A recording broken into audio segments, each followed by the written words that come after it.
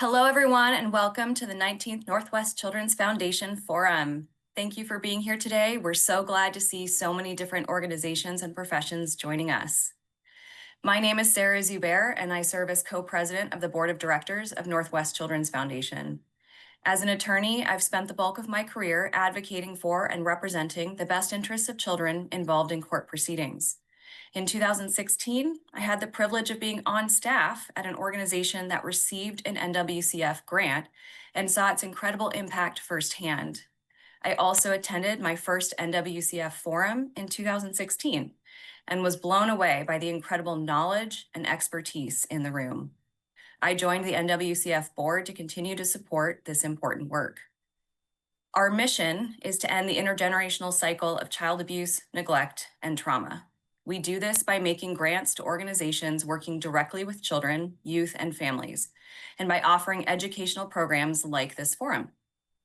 We are honored to partner with hundreds of agencies dedicated to making children's lives safer and more hopeful. And we know many of you are here with us today. Thank you for the work you do and for being part of this community. At Northwest Children's Foundation, we know our mission can only be fulfilled by centering racial equity and social justice. For our forums, that means choosing topics that build equity and ensuring access for all. That's why we offer this forum on a pay-what-you-can basis. If you find today's conversation valuable, we encourage you to share it with colleagues. Registration for the on-demand recording remains open and CEUs are available. We are so excited to get started. I'm pleased to introduce my fellow board co-president, Kristen Gilmer, to kick us off. Thank you, Sarah. My name is Kristen Gilmer, and I serve with Sarah as co-president of the board of Northwest Children's Foundation.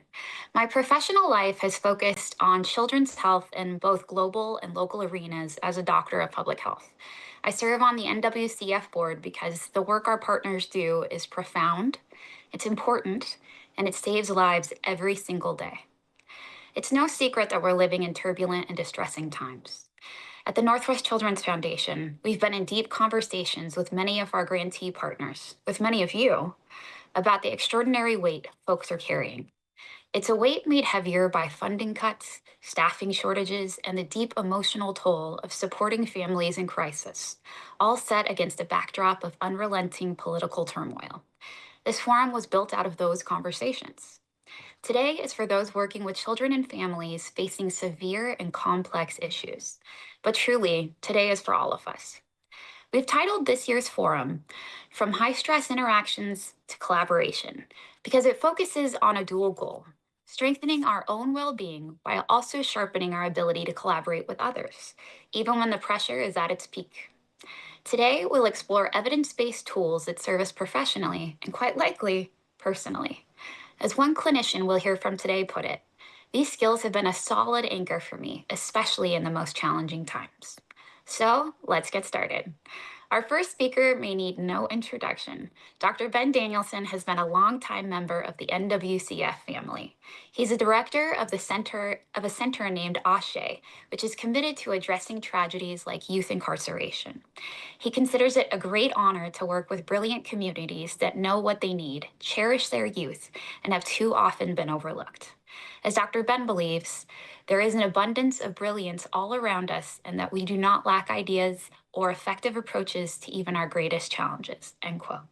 We are honored to welcome Dr. Ben Danielson back to the Northwest Children's Foundation Forum. Hello, everybody. Thank you, Kristen, and everyone at NWCF. I'm so thrilled to be with you again today. Really looking forward to these conversations.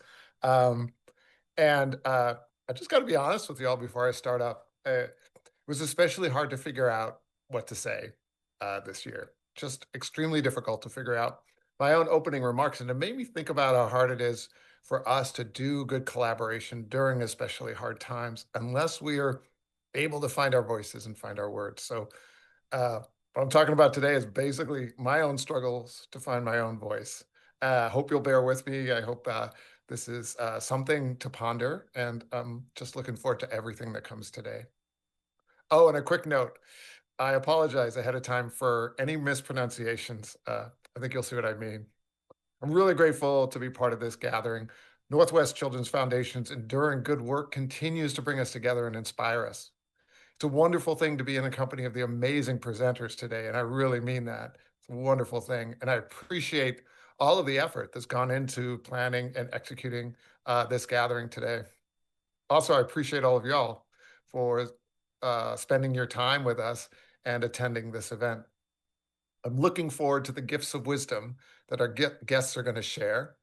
Not only what will be said, but how those words are going to make me feel, change the way I feel, change the way I think, change the way I might move in this world. This gathering is important.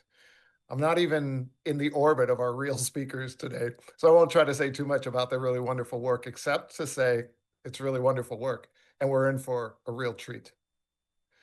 I do want to do justice to this gathering by offering a decent articulation of my bit, of my contribution. And I really wonder if I'll get my words right. I'm not sure, y'all. I'm not sure. In fact, the title of my talk today is just trying to find the words. These comments might not really quite convey what I wish I could say, but I don't disown them either. These words are my own. This is my grind. They don't represent Northwest Children's Foundation or anyone else connected to this event. And in fact, I'm sure it's a bit consternating to the organizers that in all the years I've been honored to be part of this, I've yet to give a copy of my remarks to Victoria or the team ahead of time. So they're always hearing this rant for the first time, just like you. I've tried to find the words worthy of this moment in our history. And it's hard. It's hard to talk about this time we're in. It's just difficult. Our government is failing us. A continuation of several centuries long pattern for some, and also a current travesty of its own. It's hard to talk about because feelings are too raw. Our feelings impair our ability to find the words. The words fail me. It feels like the language I use, English, fails to offer adequate words. When I'm asked how I'm doing, often in passing, I really don't want to respond. There isn't a simple or brief way to respond that's honest. And in my mind, I'm thinking, do you really want to know? Words fail me.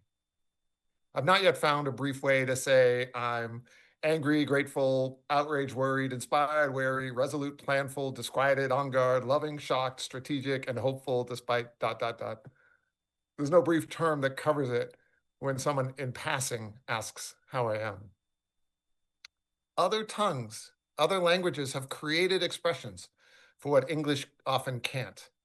Many languages other than English have defined brief terms to express complicated feelings, situationally precise feelings, instantly knowable senses, deeply recognizable and resonant conditions, despite there being no comparable term in English.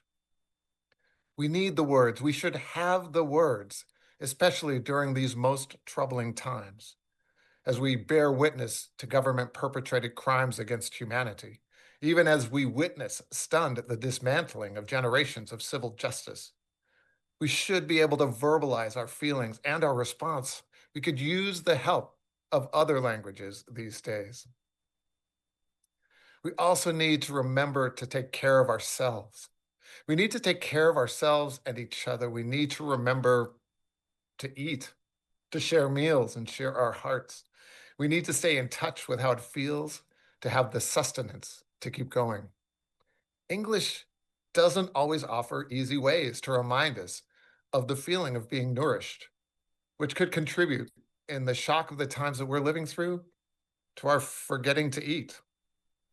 Other languages, they aren't always deep or fancy about it, but their words beckon us to the table. In Italian, abbiocho refers to the feeling of sleepiness after a good meal. One word, evocative of whatever jumble of English words we might use, maybe to express an after Thanksgiving semi-comatose state. But maybe more significantly, one word that might bring to mind what we see an infant do after feeding, and what it feels like for us to see that baby in a state of quiet peace, while we watch that child and think about all the transformations that meal shows and allows that baby's mind to undergo. How that young brain is bubbling with cognition and blooming with growth, particularly during sleep. One word, abbiocho, zooming into a moment and out to generations, connecting to a feeling, to a moment, to a nourishing purpose, to an intergenerational stream, to a seeming pause that is full of dynamic change, all in a word. A word in another language about nourishment can seem weird at first. In Hindi, juta is a term for food that has been partially consumed by someone else. Now, maybe your first response to a word like juta is like, what? Partially consumed food? But then your mind takes you to experiences and feelings. You remember what it feels like, maybe to wait for that rice bowl to be passed down the table, and it gets to you, and there's still enough for you to have your serving, and enough still afterwards to pass the bowl on down the table. Your mind, it takes you to seeing those slices still remaining in that pecan pie, and the comforting conspiratorial knowledge that you'll be tiptoeing to the kitchen later for another slice. Juta, the ultimate residual evidence that you've shared a loving experience, a meal, with others that you care about. The shock, the gasp that we are experiencing in this time of tyrannical brutality can make you feel like you're drowning in ugliness, can make you forget just how much more there is in this world. And sometimes the English language I use can fail me. Is it me? Is it my lack of English proficiency, or is it the language itself? I need more words, y'all. I need more words that tap a moment, that pulls me into another perspective. Simple words that convey almost inexpressible yet widely understood feelings. I need to find the words, the simple, most meaningful ways to reintroduce a kind of grateful wonder about the world around us. English doesn't necessarily have it, but other languages do. Some of them instantly transport you. In Japanese, komorebi specifically refers to sunlight shining through leaves on branches. One word, komorebi, and your mind goes from thinking about words to seeing an image almost too hard to look at because the sun rays flicker at you through the screens of leaves. An image so beautiful, so natural, something not designated specifically for us, but something we happen upon, find ourselves gifted by the natural forces around us, simple and sublime. Something that feels like a right, like we have a right to experience it, like a right that we all have and must protect. An image that conjures up a peaceful presence in a world full of wonderful surprises, part of a private journey, like a discovered moment on a walk. An image in our mind that's actually more like a film sequence, a word, komorebi, so universally experienced that it will remind you that we all are linked together in a shared humanity, even when inhumanity is occurring around us. We need language, y'all, that helps us remember. Remember the duality or the multiplicity of things, especially when things seem so unilaterally unhinged right now. We need to note the things like our scale and our valence in this world, how our presence impacts this world. We need to remember how big our impact on the climate is, and also how small we each still are in the context of nature's power. We should remember that with a kind of humbling responsibility and awe. We should remember everything around us is not there for our comfort, and yet we can still regard them appreciatively. In Icelandic, Glugjuvur describes weather that looks nice when you look out a window from indoors, but is pretty insufferable when you actually go outside. Our understanding of our own fragility, human fragility, even in the face of something that seems appealing, that's an important humble for us to hold. It invites us to respect rather than seek to dominate. Glugjuvur, perhaps this word reminds us that everything ain't about us. Maybe a word like that keeps us in mind of the way that we can think we know something, think we want something, think an idea will automatically benefit us, and yet fail to take all the factors into account. How we can be at risk of suffering the consequences of our own hubris, of our anthrocentric view of how the world works. It's helpful to have a word that prompts us to recall. We can see the beauty and abundance around us while also reminding us that this abundance is not just for our selfish and effortless enjoyment. Especially now, we need this language. Being at a loss for words, feeling lost and not having the words. Our language, be it our grasp of language or the limitations of that language, may be unable to convey our experiences or our feelings. Our language remains trapped inside because we are gasping air in our shock without letting air out. And your voice only works when you exhale. In air-trapped muteness, we allow our story to be what someone else says it is. On the other hand, when our voices join with others, a multifarious tale is shared. Diversity of cultures and languages among us help us know us. Other languages, other ways of conveying messages tap into something we really need right now. Some languages have words that feel both unknowable and yet known in the deepest parts of you. In Japanese, ikigai describes the combination of doing what you love, what you're good at, what you can be compensated for, and what the world needs. One word describing something even more reciprocal than a basic sense of purpose. One word that sees you from the inside, your own motivation, and from the outside, how your contributions are valued. Your joy linked to your ability to make the world a better place. The impulses of energy firing inside your inner circuitry linked up directly to the main server that improves the world. Or something like that. If we only had the words, right? Other languages, they capture this deep link. They find ways with a word to say something like, you are cherished, and at the same time, it's not all about you. Zulu. Zulu used the term Ubuntu to signify the interconnectedness of people. You are only you through your connectedness to other people. When someone in my community here says in English, I see you, they're expressing one bead of this full beaded bracelet that is Ubuntu.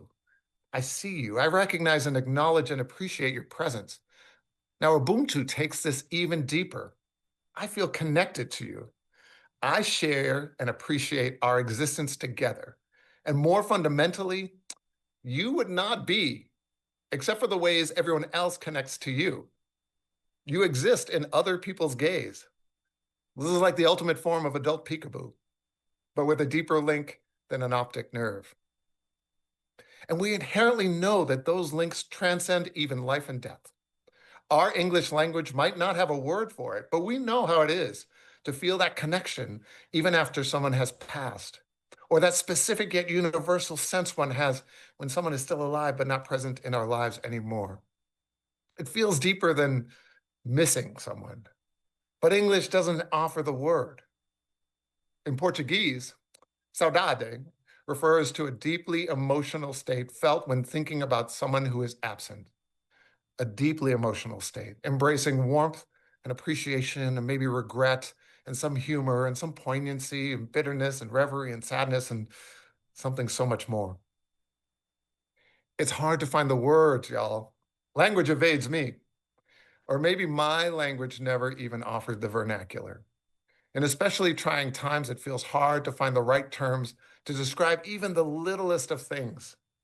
The feelings that come from the simple pleasures, those small and tiny joys. It's hard. It's hard enough to feel that you're even permitted to notice joy these days, not even the tiny sort.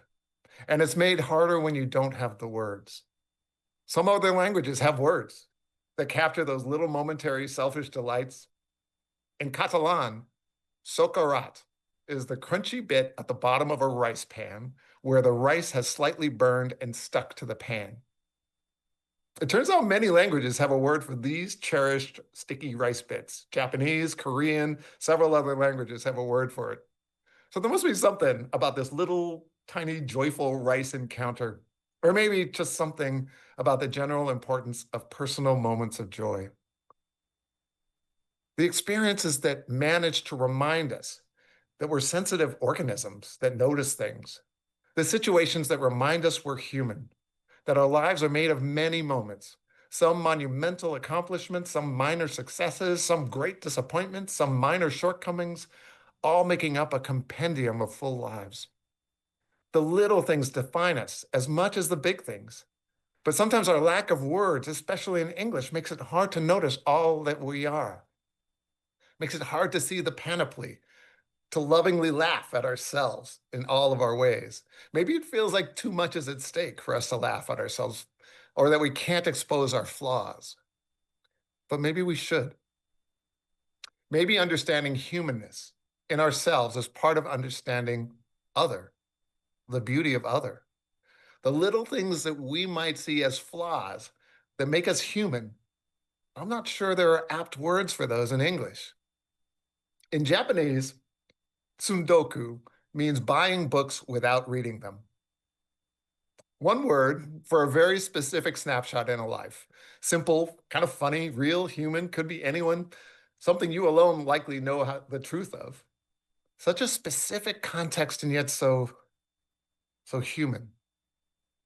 Our humanness can mean that the flaws we think we alone own are in reality shared, are actually more like a species marker, like a lingering signal coded into a universal gene, a reemergence of a condition that transcends identity or culture or place.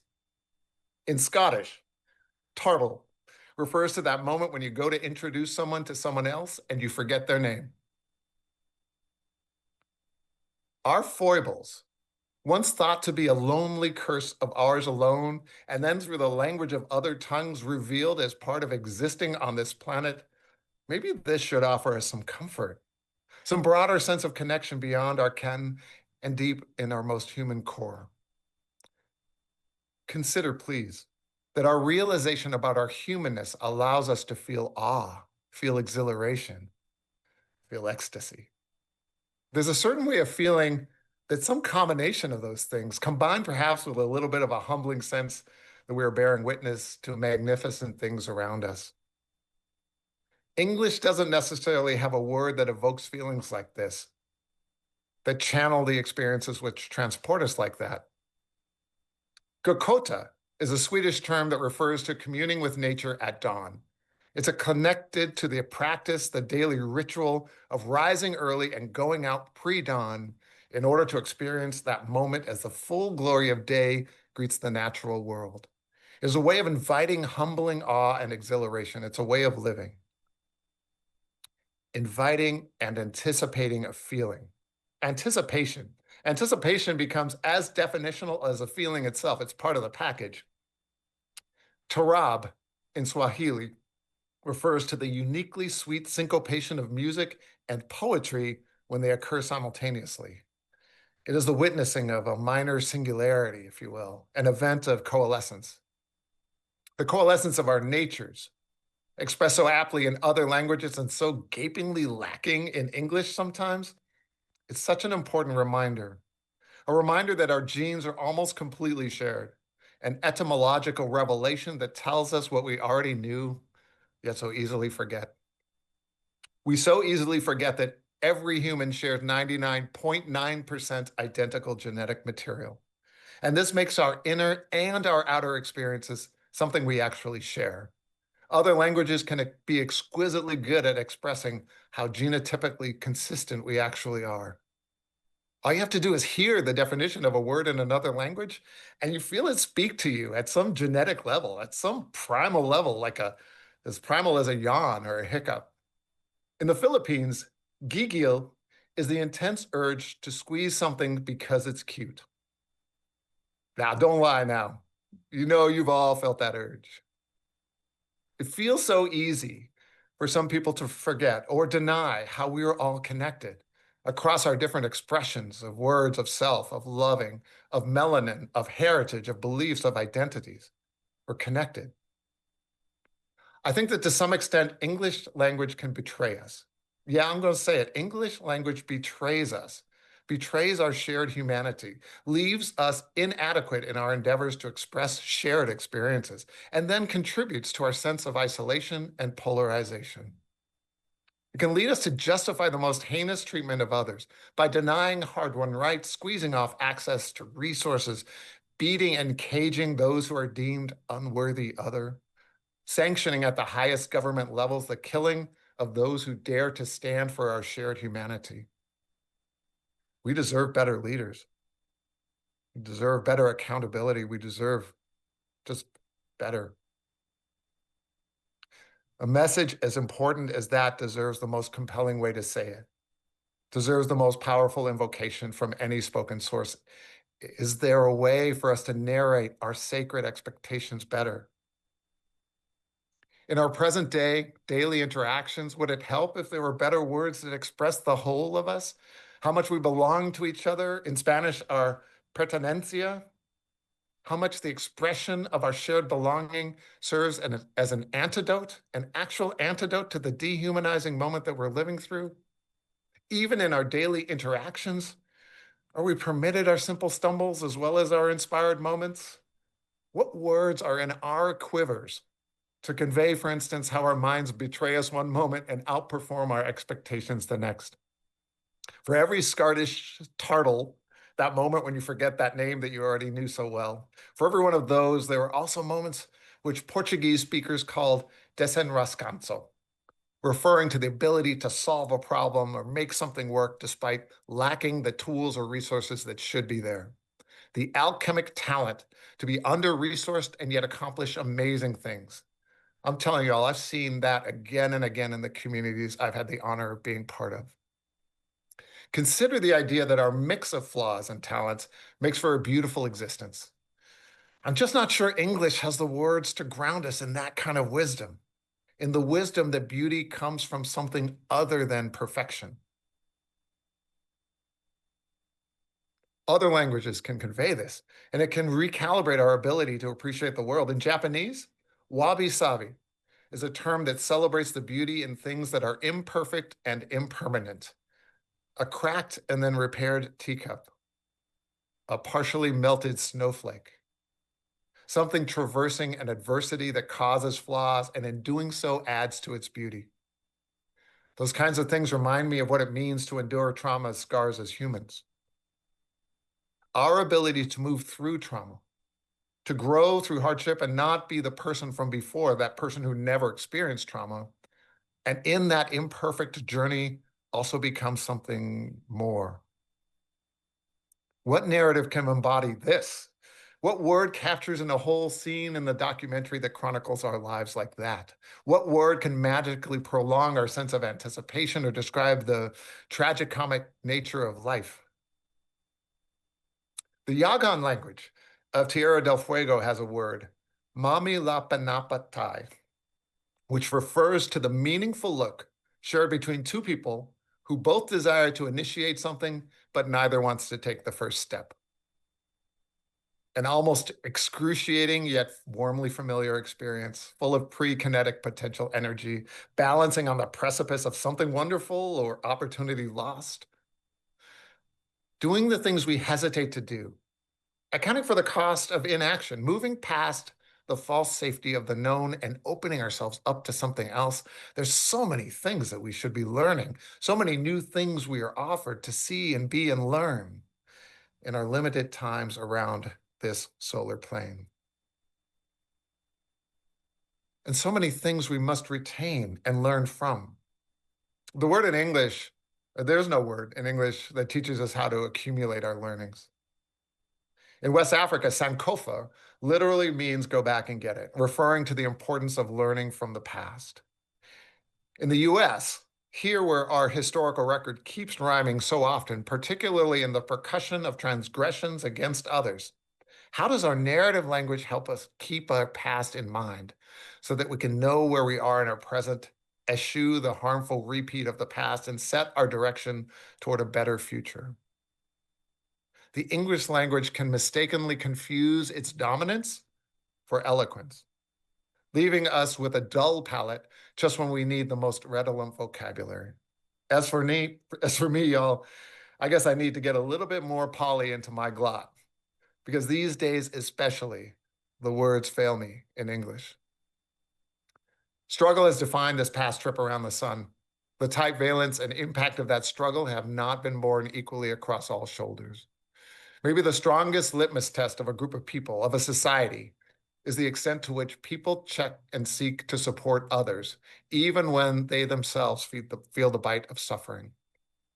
It is not enough to scheme to endure in this moment. It is not sufficient to wait out the storm. We cannot mitigate our own risk when the risk is so great for so many. Does English have a phrase or word that captures that?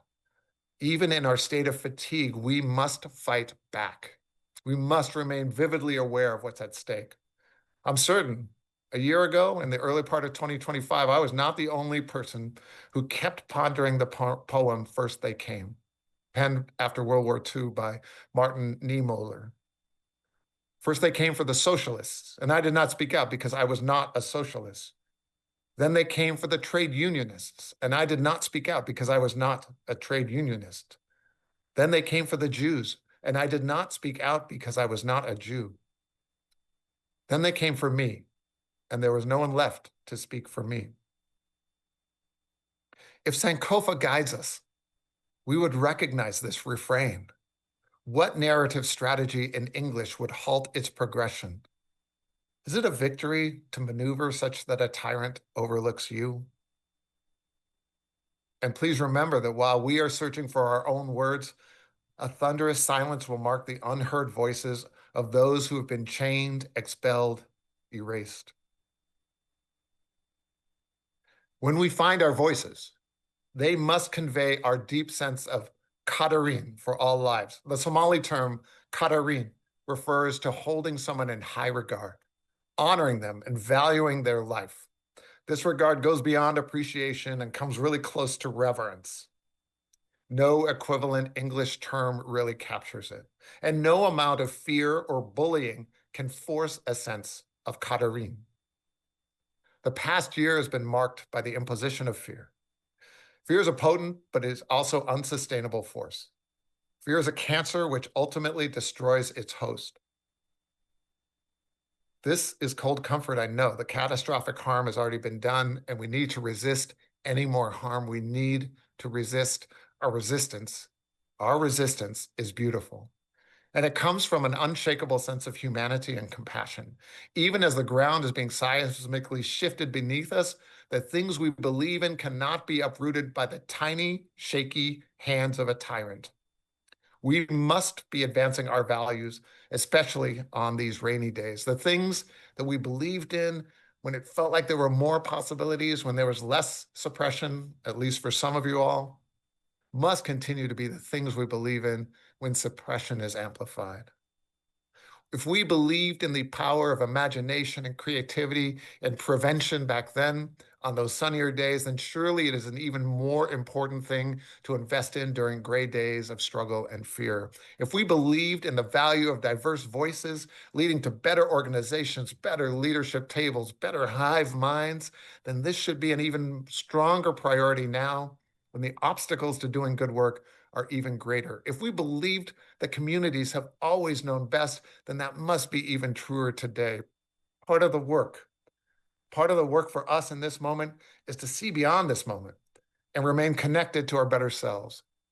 The beliefs we cultivated in previous times were designed to retain our humanity through times like these. We can be smart and tenacious and powerfully galvanized and effective in our counter strategies. And our advantage will be that we build on a foundation of hope rather than fear. We tap into hope that was easier to seed and grow during better times, and its cultivation was precisely for a time like this. Not only to get us through this time, not only to barely survive, our hope keeps us whole, inspires us to retain our kindness and our humanity, even when fear whispers to us to have doubt. Even when inhumanity seems to be in its ascendancy, hope is ours. It is the light by which we navigate our resistance today and the spark that powers our ongoing healing and recovery. Our advantage is hope, not the kind of hope we wait for someone else to provide us with. Our advantage, our hope is tangible, real, forged by us. We made it. Something we've cultivated and held close so it would be available for us to use now, today. Our hope connects us to our wisdom, our Sankofa, our Desenrasco, and our Ikigai. Hope reminds us about the beauty that continues to exist all around us. Our Gokota, the Komorebi, the Wabi Sabi. Hope vaccinates us against someone else depriving us of our joy. In its grandest form, or in Gigil or Sokarat, hope helps us know our power, our shared power, our Ubuntu.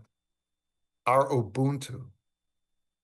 Hope gives us permission to be good to ourselves. Our stumbles, the time we take to replenish, those are okay because we know what we're struggling against. And hope gives us a telescoping view to the future. We add meaning to our purpose because we know what we're fighting for. It's all a lot. It's complicated. But as you probably know, no matter how soothing a simpler message might seem, hard times are not resolved by easy answers. It is in the harder to translate places that we must seek to lift our voices and have our power be truly known. It can be hard to find the words. I mean, you can see how I'm struggling. I don't know, maybe some of you are too. Like Katarine, if you do choose to tell me how you are today, what you care about, and how you feel, I will make space to fully listen. I will take the time, and you can take the time that you need to find the words that work for you. Say what you need to say. Say what you want to say. Speak from your heart, from your soul, from that 99.9% that links us all. Find your words. Our ancestors and our young people are watching, are listening. Find your words. We will hear them, and they will help reshape our reality. Thank you all. Thank you so much, Dr. Ben.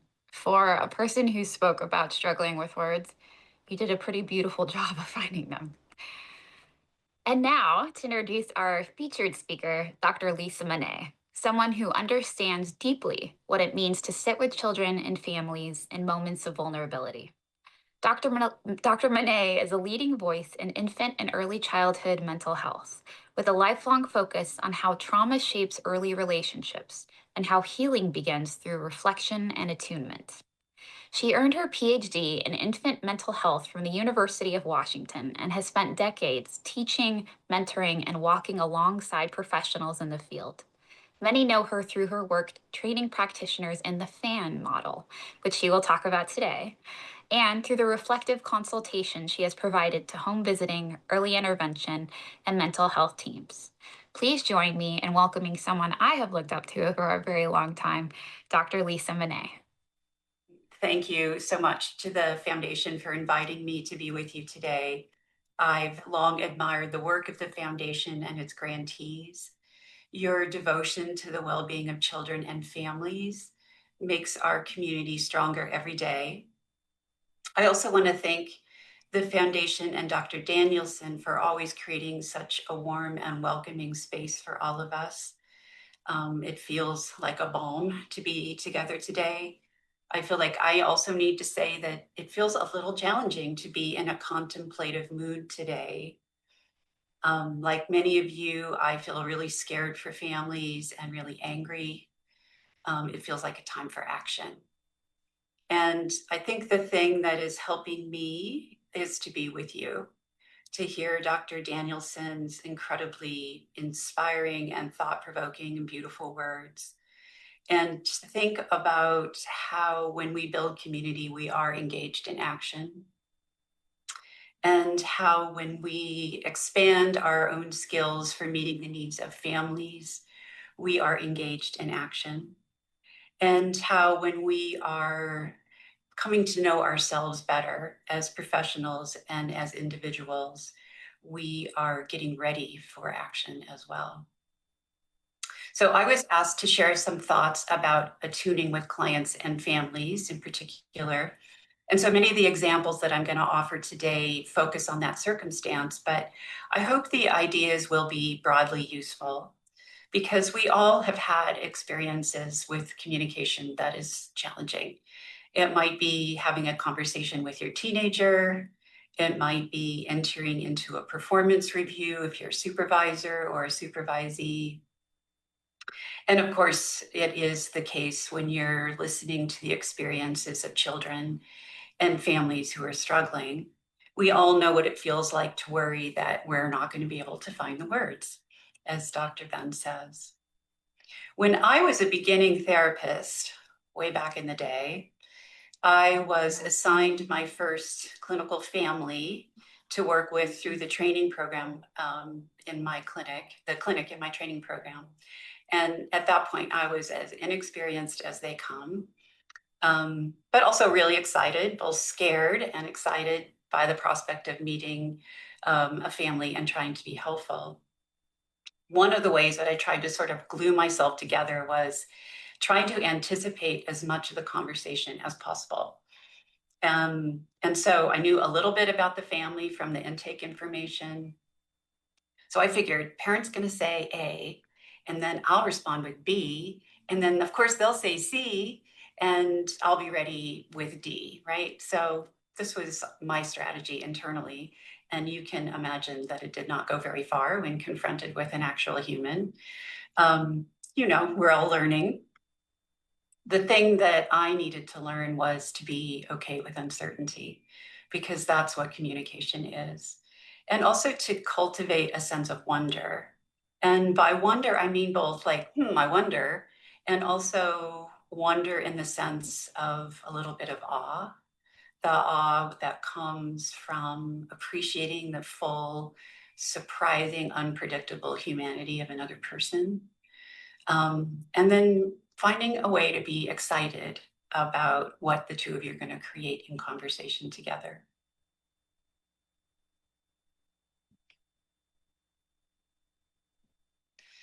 So here is a lovely phrase by one of the mothers of the infant and early childhood mental health field, Jeree Paul. This is what I needed to find in my work as a new therapist. This idea that how you are, this what you show up with, it's kind of intangible. The space that you make for others is as important as what you do. They're both important.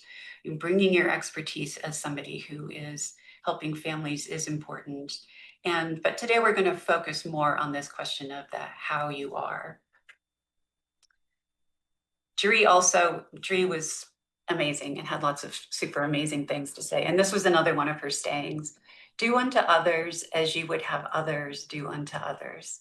So a pretty interesting and provocative variation on the golden rule. The original, of course, really looks at relationships through a lens of fairness. But Jeree's version, her variation, really speaks to our hope, not for ourselves, but for our communities. And I think that's really appropriate for this group today. We're all here because we want everybody, all the families we know, all the individuals that we work with, to be afforded safety and belonging and dignity. And we're all likely trying to figure out how to push back against the growing waves of cruelty that are all around us. When we come at it this way, we're honoring the other person in ways that both help us feel grounded in our own values and also that ripple out into the wider world. So I'm going to share some ideas with you in kind of three ways today. First, we're going to talk a little bit about this notion of being reflective or taking a reflective stance. What are some foundational ideas and attitudes that help us improve our readiness to work with families? Then I'm going to offer some really practical suggestions that come to us from a tool called the FAN, which was specifically developed to help family serving professionals find better attunement with families. Throughout, we're also going to pause a few times and take a few moments to explore these ideas of reflection and attunement through somatic practice. So just to play a little bit with some simple techniques to help you explore and maybe expand your nervous system's ability to stay centered, to stay balanced when interactions are surprising or challenging. This group, I know, is made up of folks who share a deep compassion for children and families, but who work in a wide variety of settings and in a wide variety of roles. So I'm offering a variety of ideas. Some might be familiar to you and others might be new. I really just want to invite you to not worry about remembering or incorporating all of this. If you leave with just one or two thoughts about things that you might want to try, that will be fantastic. So let's start with playing with this idea of what it means to take a reflective stance. In many ways, the word stance can be a really powerful launching point. The dictionary defines stance as the way in which someone stands, especially when deliberately adopted, as in baseball or golf, or in my little logo here, my little icon of yoga, a person's posture. So what is the posture of an attuned, reflective listener? I want to suggest that it's not a posture of passivity or neutrality, but a posture of staying steady, so that we're not pulled by the forces that are out there, maybe wanting to pull us in different directions. So I'm going to talk today about some of these forces and how powerful it can be to increase our awareness, not so that we ignore them, but so that we can put them to better use to help others without being knocked off balance ourselves.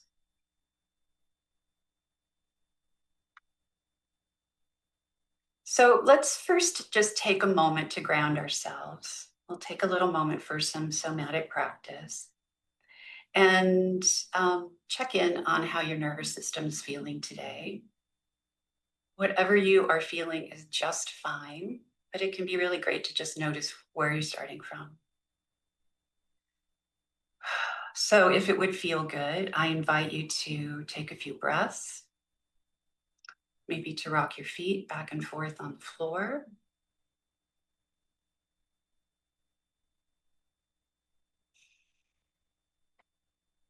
And as you feel a little more settled, notice what that sensation is in your body.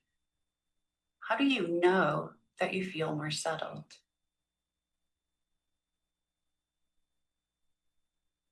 Is there a place in your body that feels comfortable and steady? Can you focus on that for a moment?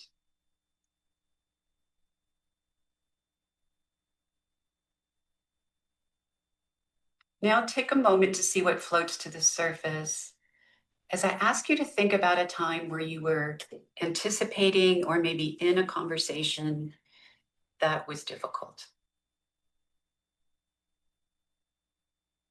As you remember this moment, can you shift back to an awareness of your body and check to see if the memory evokes sensations,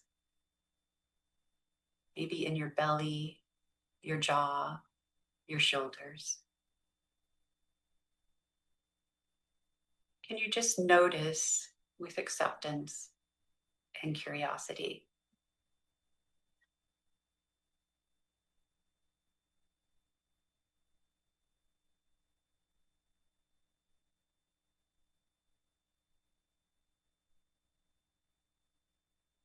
Now, I invite you to bring your awareness back to that place in your body that felt steady, comfortable, grounded.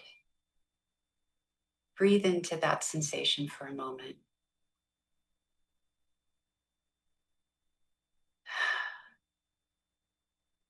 And then when you're ready, you can come back to the group. This very simple somatic practice is really just a way for us to play with the experience of noticing that we are grounded and comfortable, noticing that things are shifting to an uncomfortable place, and then noticing that we have the power and the capacity and the resource to come back to that grounded place. So let's go back to this idea of the reflective stance. Maybe one of the most important aspects of taking in a reflective stance is just appreciating and being aware that interactions are made up of both what's explicit, what's talked about, what we both know, what we recognize, and the implicit. The implicit would be unspoken currents, things that sit under the surface. Let's say that we're aware of the child that we're working with, for instance, has a trauma history. And that really helps us understand her angry and withdrawn behavior. So this information is above the surface. But we also need to remain conscious of the fact that there are many aspects of the way that she has made sense of those traumas that are still a mystery to us. Or let's say we're running late. Let's say I'm running late to a meeting with a parent. I'm super aware. My heart is racing. I'm feeling really anxious. I really don't want to be late. And yet there can still be things below awareness, unsaid even to ourselves, even to me, that are still affecting our behavior. So maybe I'm not quite really aware of my worry that the other person's going to be really mad at me, or that the other person is going to be thinking that I'm inadequate. So when I meet them, I might profusely apologize in an attempt to kind of ward off these bad feelings. And the problem with that, of course, a family deserves an apology, a parent deserves an apology. But if I don't understand what's driving my feelings, I kind of take up a lot of space and don't leave space for the parent to have their own reaction. What would it be like if instead, as I'm rushing, I can know enough about myself to say, oh man, this is my soft spot. Or as Kristen Neff, who writes about self-compassion, this is a moment of suffering for me. I know that I'm susceptible to feeling inadequate. So it's on me to know that and to regulate it so that I'm not pushing it all out there into the world, but I'm acting responsibly and leaving enough space for the other person to have whatever experience they need to have. To be reflective as helping individuals, we try to expand our capacity to hold in awareness as best we can. It's always a work in progress, both what's above the waterline and an appreciation for everything that's below it. Practices like reflective supervision, like peer support, and really like our own therapy can all help us with understanding all of these forces. With greater awareness, we have more choices in how we can respond. Cultivating an appreciation for what's under the surface of the waterline often can look like this first idea, and it's not new to you. It's the idea of bringing the past into the present moment. We are all, of course, shaped by our early experiences within our families, within our communities, our cultural traditions, our own experiences of trauma and how we've made sense of them. Sometimes we and the children and families we're working with are able to express these experiences verbally. Sometimes we are not. We may have little or no idea how the past is intruding on the present. In our field, we talk about the idea of ghosts in the nursery, which comes to us from Selma Freiberg, who really understood that these deep-seated feelings, deep-seated associations, deep-seated just ways of walking through our lives, and that they might be shaped by and formed by early experiences, maybe of violence, of prejudice or exclusion, and that these experiences get reactivated in the present, perhaps never more so than in work with families. We know as a species that we are all very sensitive to the vulnerability of little people. And nothing brings ghosts forward more for parents than parenting children. It stirs up our feelings and experiences of having been vulnerable ourselves as children. And sometimes these feelings can be too painful really to think about, or they come from such an early time in our life that we don't necessarily have a way of talking about them, of bringing them from under the waterline up into what we can see and talk about. We also can talk about angels, those figures from our past that helped us, that saw us, that recognized us, and whose influence and kind of presence internally still affect us. Alicia Lieberman wrote really beautifully about how powerful it can be to help families locate kind of internally their angels, to recall the ways that that somebody really, really saw them. And, this can happen throughout our lifetimes. One of the ways that I helped myself as a young therapist was to evoke the presence internally of a very treasured teacher whose steadiness and kindness continued to echo within me. If you're a therapist, an important therapeutic goal would be potentially to work towards integrating the past into the present by carefully bringing the ghosts out of the dark and into the light, by helping a parent consider how the past is coloring their behavior with their child. This work can be painstaking, gradual, and uncovering, understanding, and integrating. And that level of work might be out of the scope of practice for many other family serving professionals, where the goals of the work are more focused on skill development or concrete support. But these other professionals can absolutely make use of the idea of the past and the present nonetheless.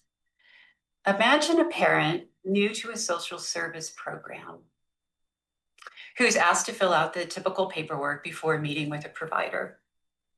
And then the provider ushers the parent into her office, where the parent angrily confronts her. What is the deal with all this paperwork? The provider, let's call her Maria, is taken by surprise. And her immediate internal response is to feel defensive and confused. She might be saying to herself, oh my gosh, what did I do wrong? But remembering the idea of the past and the present, she steadies herself. Maybe she's able to say, something got stirred up here. Maybe this isn't about me. We've never even met before. And with just that thought, she's able to regulate herself and respond in a way that helps build the relationship. She might go on to say, I hear this experience wasn't great for you. Can you tell me about it? The parent then maybe says, why do you need all this information? I don't even know you people. And now Marie imagines the possibility of past experiences with other agencies, other helpers that might have not gone very well. And she says, you're right, there are questions here that might feel personal. How about we slow down and look at the form together? We can figure out what's required today and let the rest go for now. You should be in charge of what you share and when. By just considering the past and the present, Maria, without naming the dynamic to the parent, without asking the question, is able to make a shift that helps her regain her footing and then returns control and agency back to the parent. It also models this idea that emotions are information, they're data for us, and they can help point us in the right direction of an interaction. They also, in this particular case, Maria's ability to manage it in this way demonstrates to the parent that emotions can be tolerated, thought about, and regulated.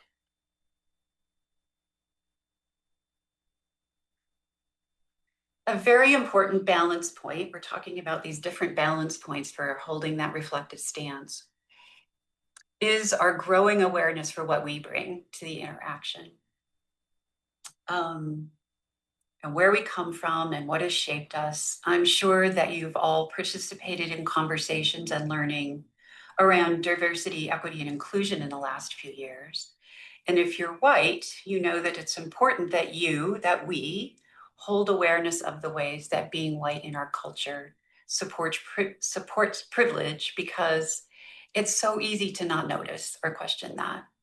We have to ask ourselves, how do my assumptions that this is just the way the world works impact my judgment and my ability to understand someone from another culture or group? Doing this work of self-knowledge is, of course, critical in the context of working with diverse families. It encompasses our values and our experiences, our sense of self in ways that can support the work. Let's say when maybe we feel like we really understand a family's experience, or potentially can complicate it when there's difference.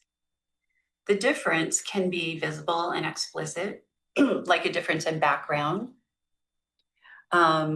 race, community. It can be subtle, like a difference in parenting philosophy, a difference in tolerance for conflict, or even an assumption about what our role is. Early in my work, I'm telling you all my terrible secrets in this, so bear with me. Early in my work with young children and families, I met a mother and her 4-year-old son. She came to me out of some concerns about behaviors that he was struggling with in his daycare setting. They were recent immigrants from a country with strong cultural differences from the US. And in our first visit, the mom instructed her son to address me as Teacher Lisa. And in that moment, I was taken aback. I had to do a little quick internal work to orient myself and to, make the connection that she was offering me an important sign of respect coming as she did from a culture that reveres teachers. And I also had to make a little note in that moment of where I was coming from. And I mean, not just, Western culture, but also the particular culture of Western psychotherapy training that makes some important distinctions between the work of being a teacher and being a therapist. So this little story just underlines the gaps that can happen when we're not culturally aligned with clients and the tremendous care we need to take under these less than ideal circumstances. When we must hold our assumptions in our awareness and listen very carefully. So this brings us to this question about identification. Who we feel naturally aligned with, it's super powerful. It can be really helpful. Having this feeling that you understand families because their experience is like your own. Perhaps you are members of the same group. Perhaps they have had an experience with a medical or developmental problem or a family issue like divorce or domestic violence that you yourself have experienced. Or you may have worked with many, many families with this background and you know the territory very well. We can all understand the profound advantages of having these traits or experiences in common. The person that you're feeling with can have this tremendous sense of relief that you're going to get it because of this shared background. And this is a super powerful thing, which is why working with a culturally matched provider can be transformative. But it also can lead us to another interesting balancing point. Because while the identification with a particular child or family can be an important kind of shortcut into what is left unsaid about their lives, at the same time, we need to just remember our reflective stance, and we need to hold these identities and identifications in our awareness rather than taking them for granted. Because the danger, of course, is that aspects of shared experience shut down our curiosity. How do we stay reflective and avoid falling into the trap of just assuming consciously or unconsciously, oh, well, this must be just like that? So let's take another moment for some reflection internally. Take a couple of breaths and see if you can recall a time when you were working with someone. It might be a client, parent, where you had this strong sense of identification. Oh, wow, she is like me. I know what that feels like. Do you know specifically what you had in common? And do you remember, as you think about that, how it felt in your body? Oh, I know what that feels like.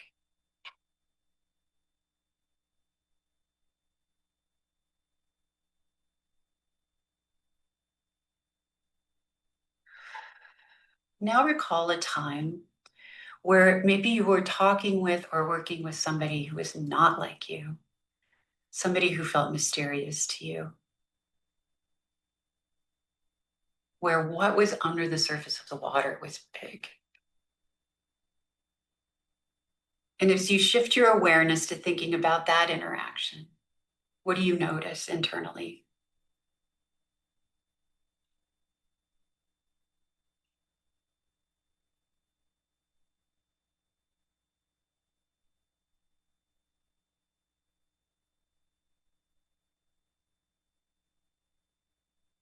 The point of this is not that difference is bad.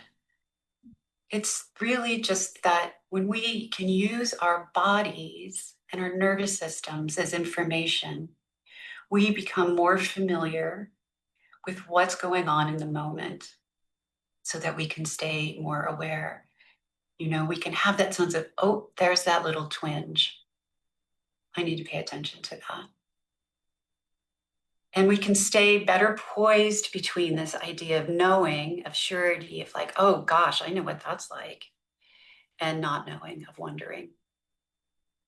So just familiarizing ourselves with what knowing feels like, what surety feels like, and what does curiosity or wonder feel like.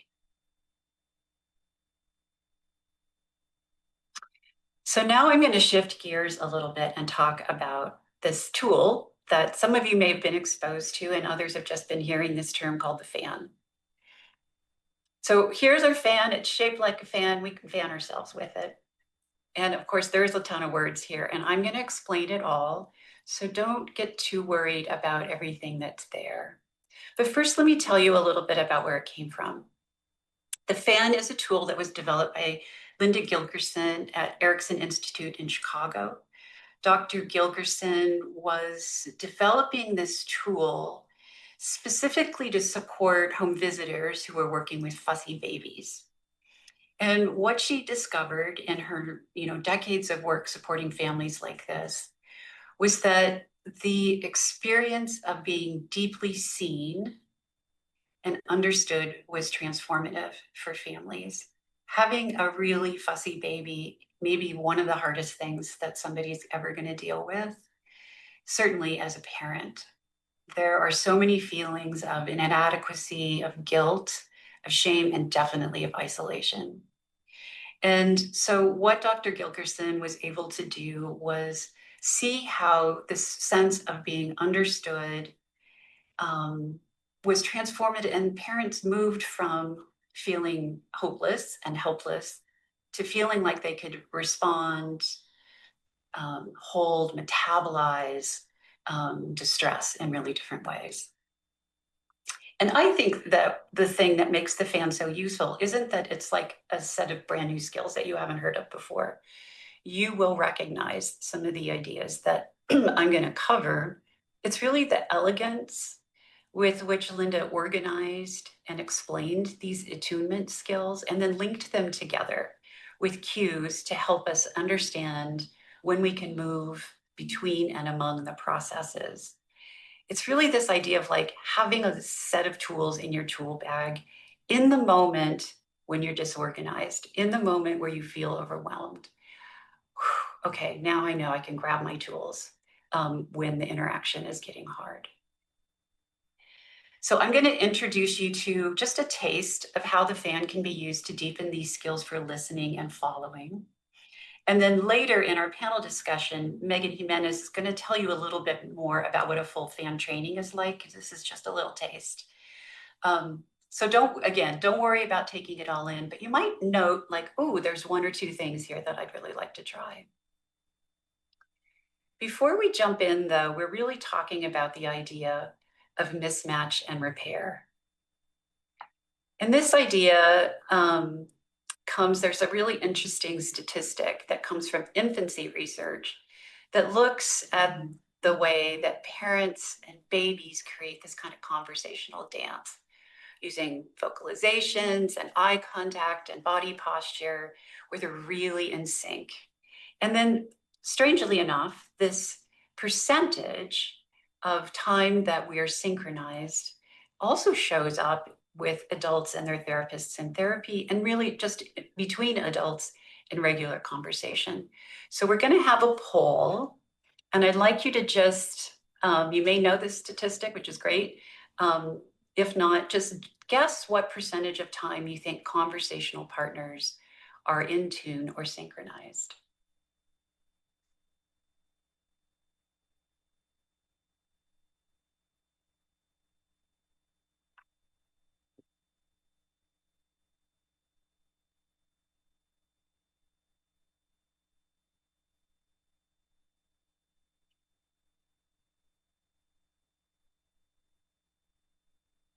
Are we able to see the results?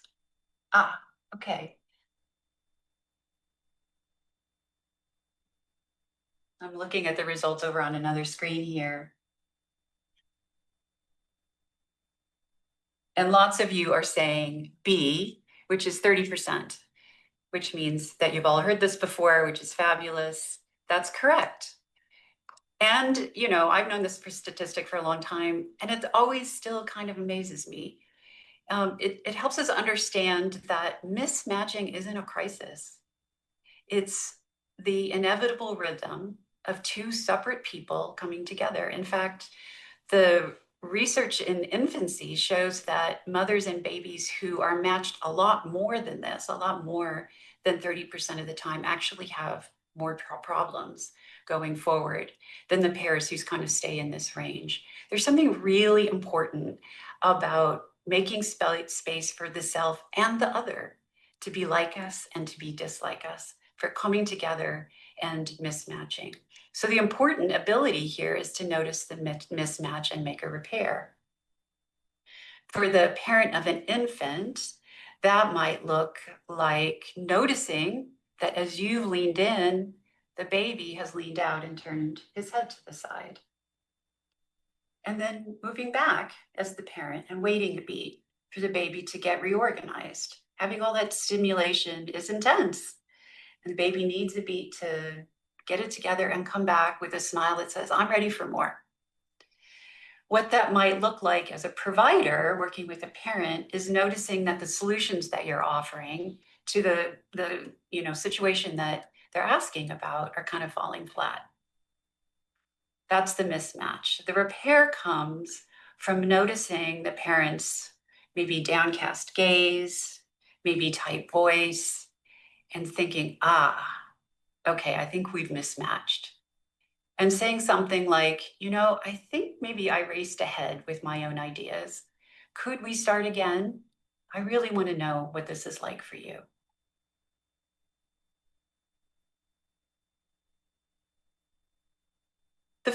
The overview of the fan here I'm going to give you contains these 5 important processes. They all have kind of 2 names.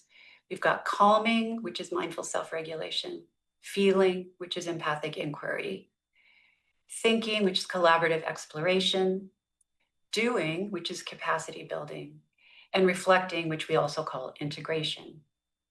Now, we also have another really interesting balance point in this conversation, which is what's in the middle there, which is balancing the provider's concerns, maybe the program's needs, with what's going on with the caregiver or the parent or the person you're talking to. So if you work in housing support, let's say, you're going to be focused on, with the family, on what's needed to secure a placement for them. If you're a CASA, you're going to be focused on what's going on with the parent that aligns with what the court has determined. But if you're also using the fan, you are explicitly making space for the other person's experiences, feelings, and goals as well. The fan makes space for co-creation.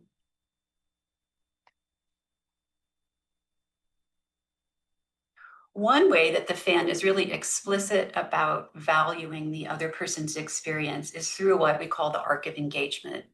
And this is actually like a series of steps or touch points for an actual conversation that keeps us grounded in attunement. And it begins on the left with self-awareness. How am I doing? Am I ready to be fully present for this conversation? So maybe taking a breath. If not, what do I need to do to be fully present? The next step happens at the beginning of the conversation with the other person. And we like to start with this really simple question. What has it been like for you to take care of your child since we last met? Or what has it been like for you to support these families this week? What has it been like for you to be a parent since we last saw each other?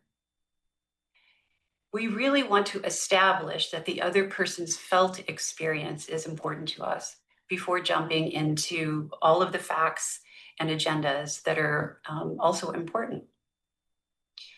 Now, within the arc of engagement, sometime in the middle of the visit, we're looking for an opportunity to say something like, I just want to check with you. Are we getting to what's most important for you? What's on your mind today?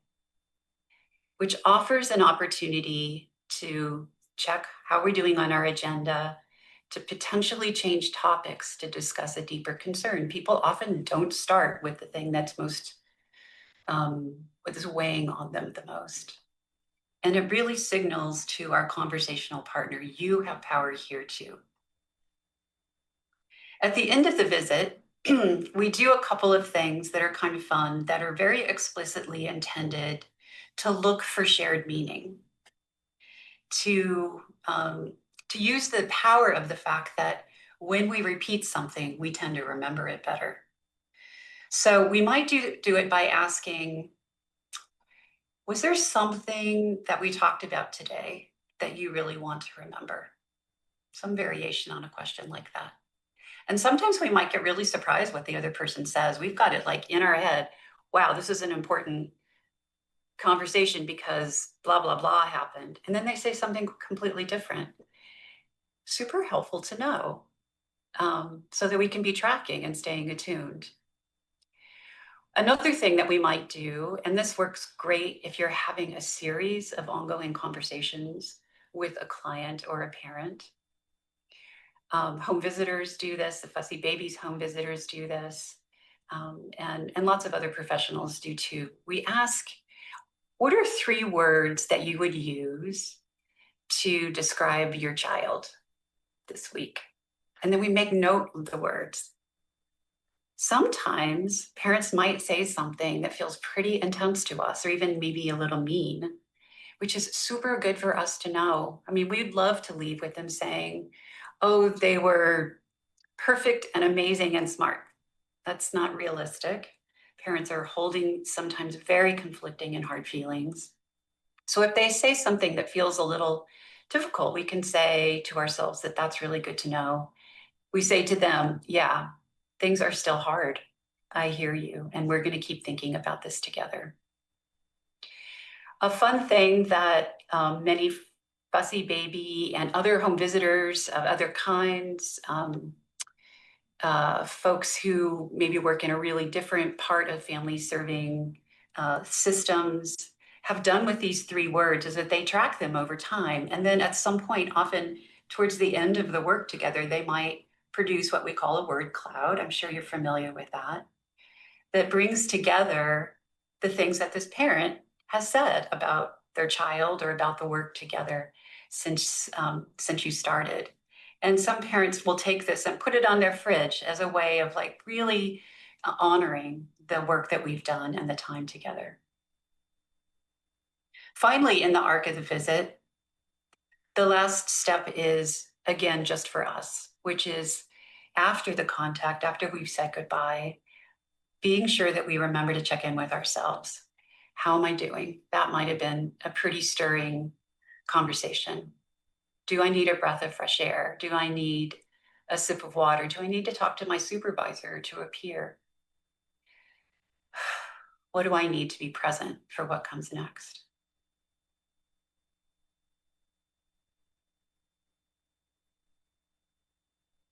The next, so we're going to come back to the fan and talk about these 5 processes or skills.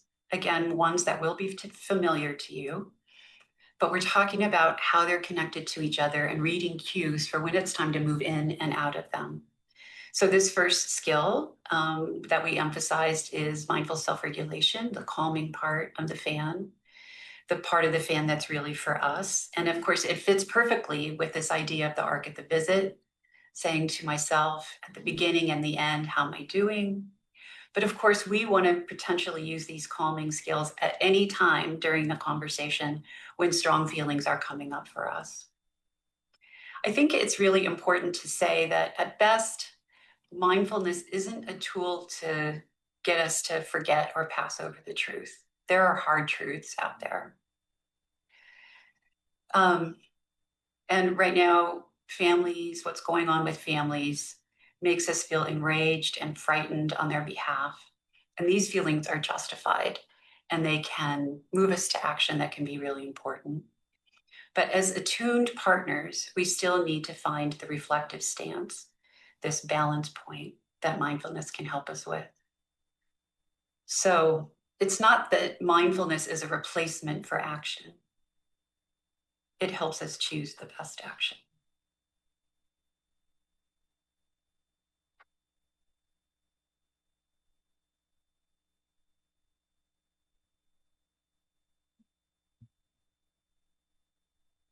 There are 4 skills that the FAN training teaches and gives trainees lots of experience using. We have already used at least 3 of them today. We've talked about breathing, we've talked about grounding, we've talked about using imagery, and I'm sure that you've all had lots of experience with this. A 4th that maybe we haven't talked so much about is this idea of self-talk. One example that comes from Linda Gilkerson's training of physicians to use the FAN comes from a doctor who was doing rounds. And as he did his rounds and moved from room to room at the hospital, he reset his intention. This is a pretty, being in a hospital is very intense. So what could he use to reset his intention as he just moved from room to room? And the way he did it was by using kind of a combination of self-talk and grounding. As each foot hit the floor, he would say to himself, I'm here to listen. I feel like I used self-talk. It's very alive for me in the moment. I was talking to my dad the other day, who's dealing with some really significant health challenges. And he started uncharacteristically for him talking about some of his worries. And I started to feel, whoa, this is intense for me. I thought about the doctor. I'm here to listen. I told myself, the self-talk I used was, I can make space for this, which really helped me to kind of relax my belly and to really visualize that I'm here to be receptive.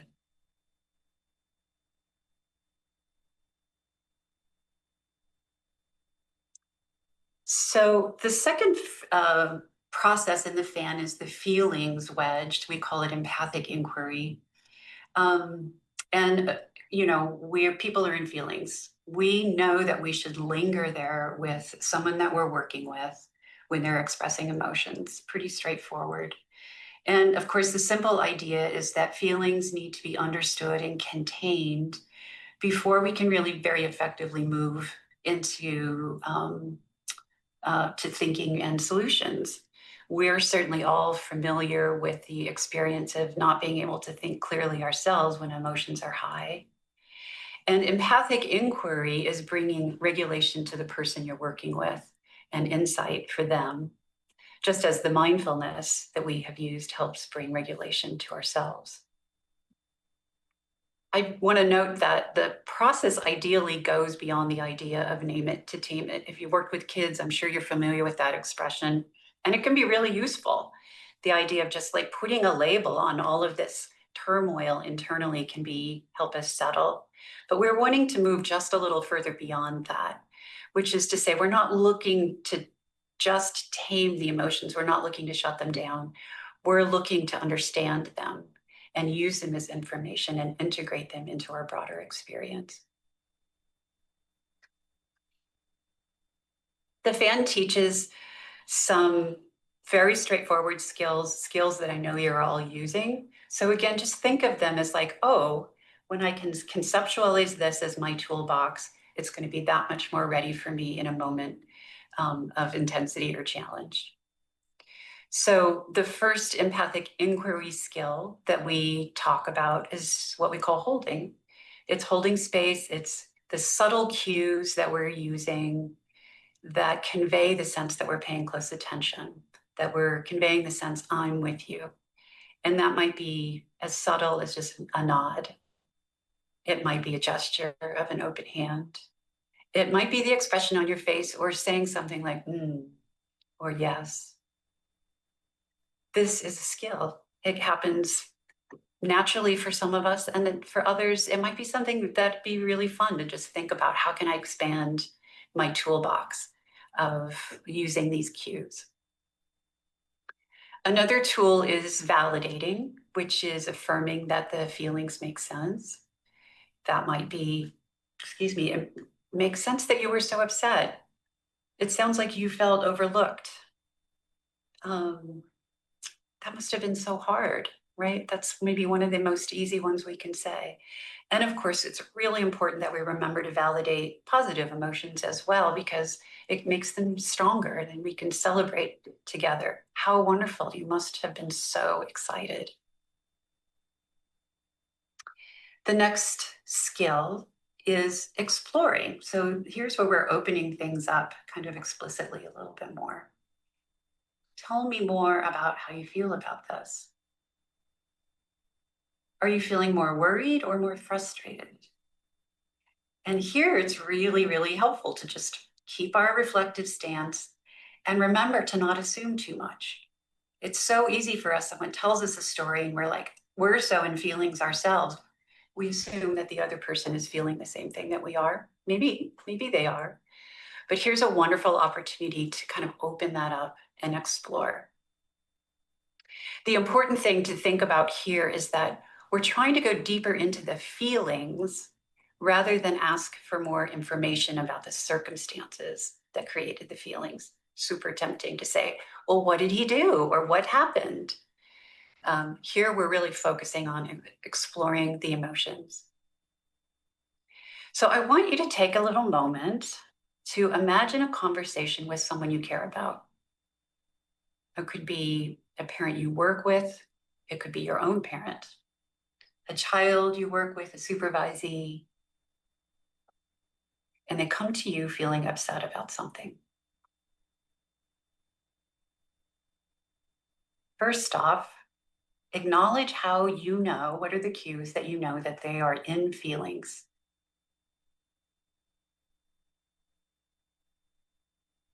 And check with yourself. How does it feel to sit with somebody who's having strong feelings?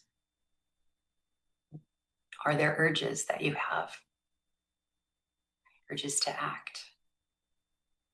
Now picture yourself responding in a way that just is holding space for them.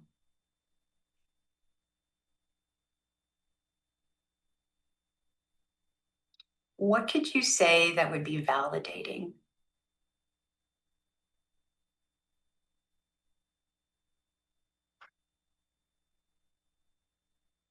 And what could you say that gives them room to explore their feelings without asking more about the story?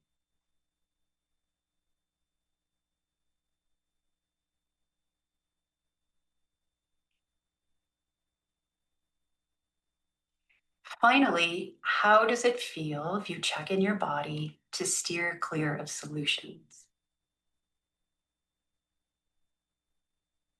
If there's some anxiety there, can we welcome it? Can we surround it with love?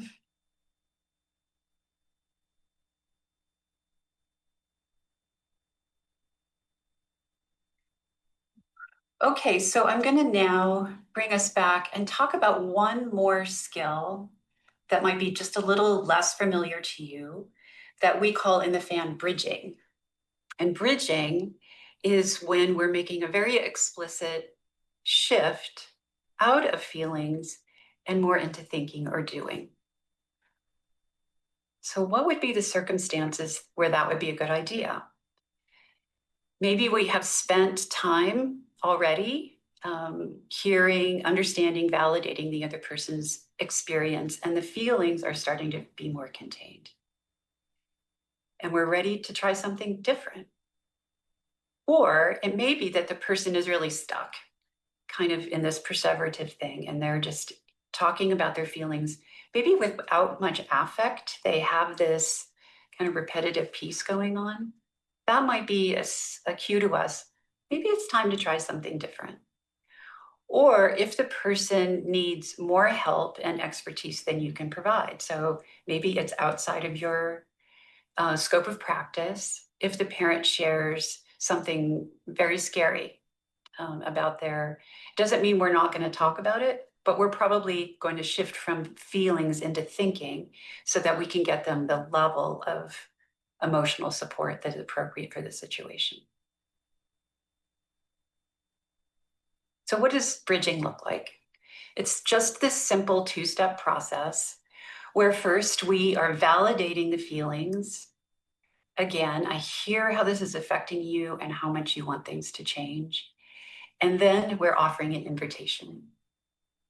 I wonder if we're ready to think together about what would help. It's an invitation. The person might say, I'm not ready for that. I'm still pretty freaked out. Great, but this is the beauty of the fan, is that we're always inviting. How is this sitting with you? How are we doing? Are we connected? And giving a lot of agency to the person you're working with. So that's the bridging skill. Now we're going to move on to collaborative exploration. Have you ever had the experience where you said to somebody, this is driving me crazy, and they go immediately to solutions?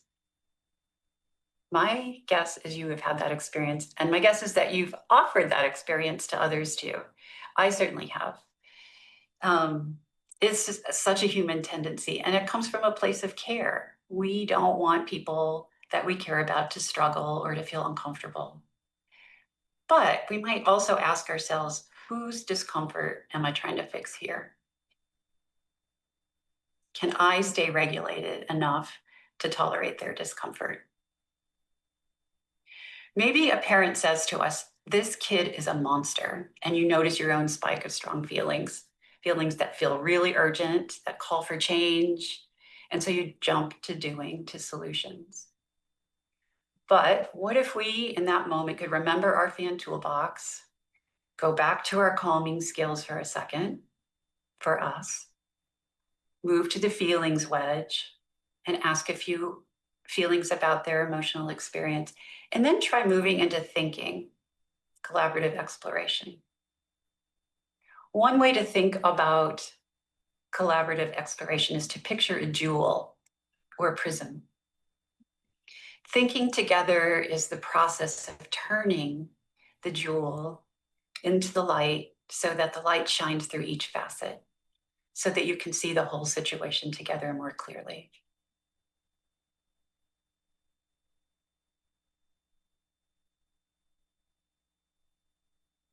Thinking together using collaborative exploration slows the process down. It's about what's making what's below the surface more understandable.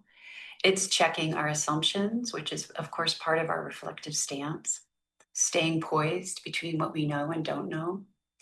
Imagine working with a mother who was recently enrolled in transitional housing due to interpersonal violence.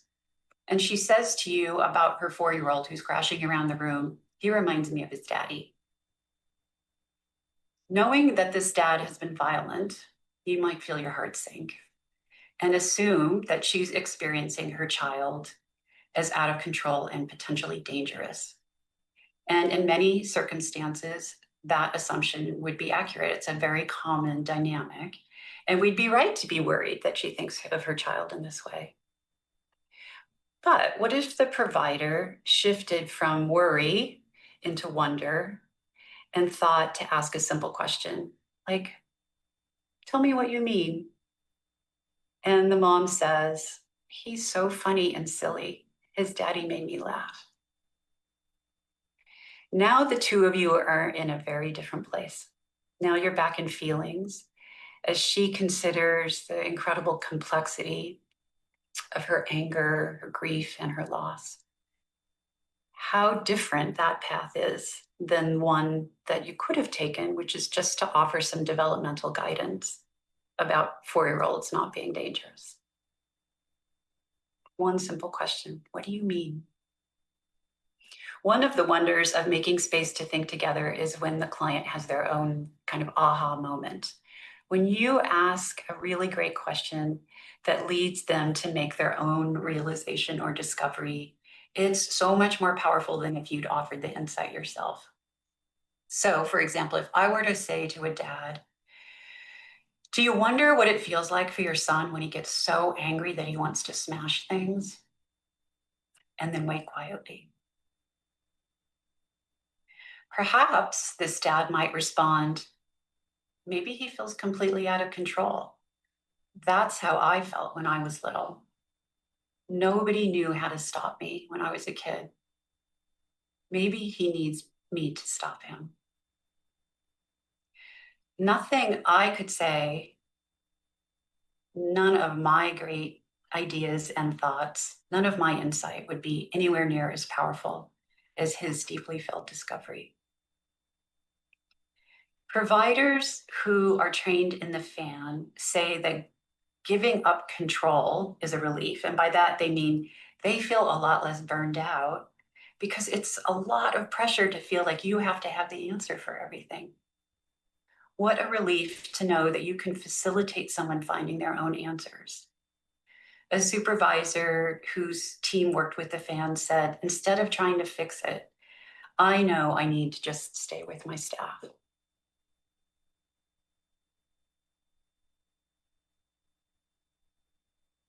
In FAN training, we talk about a set of very particular kinds of questions that could be asked. I'm not going to go through all of them. We've had lots of material already, but I'll give you a couple of examples. Some of them might just feel pretty straightforward to you. For instance, asking about changes desired. That could be a super juicy, interesting thing to ask about. If a parent is talking about a difficult situation, if you were to say, what would better look like? If this got solved, if this change were to happen, how would you know? What would better look like? That might be really interesting.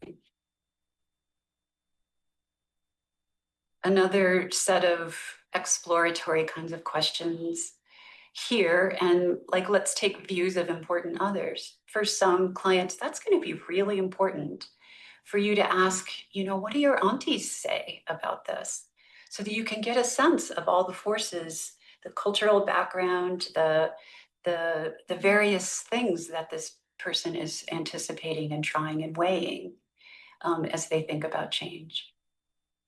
Or anticipating doing might be an interesting set of questions. They don't have to jump right into doing. You could spend some time just talking about that, testing the ground, trying it out. What might be a first step? Oh, okay, so tell me, what would it feel like to pick up the phone and call that person? How do you think you'd do that? Collaborative exploration is really fun, and just feeding your curiosity and the curiosity of the person that you're talking with is really a gift. The doing wedge of the FAN. So here we're reading cues. Feelings are contained. Now we've understood the problem pretty well. We've talked about it from all the different facets. And maybe it's time to move into capacity building, which is the doing wedge. And of course, it's called this because our hope is to grow the capacities of the people that we're working with. And this is the process where your own skill and expertise shows up. It's crucial. The work that you do, the things that you know are crucial and part of why clients, why families come to you and hope for change and hope for the services that you're able to offer. So in a FAN training, we would spend some time also developing a set of kind of sub-skills within capacity building, ways of helping folks take in more knowledge and understand what it is that they know. I've offered so much already today that I'm not going to go into all of them, but I do think it would be fun to just explore one idea, which I think is just so evocative, and that's the idea of drop and explore. This is hard for me. I will just admit, this is really hard for me. It's such great advice when you're talking with a family. You've got important information. They need your important information. Can you do it in such a way that you're just offering a drop, one idea in one breath, and then checking in with them? How are they taking that in? In other words, it's the exact opposite of what I've been doing for the last 90 minutes. This helps us stay so much more in tune, helps us not get too far ahead of the other person. So what might that look like? It might sound like, you're offering a piece of knowledge and then checking in. Sometimes kids complain about being told no, but it can also help them feel safe. Have you ever heard that? Or if you're a supervisor, maybe saying to a supervisee, jotting a few words throughout the day might be able to help you not forget to write your case notes. What do you think of that? So it's really quite an interesting discipline to be this simple. So something for you to think about. How can I share what I know using drop and explore?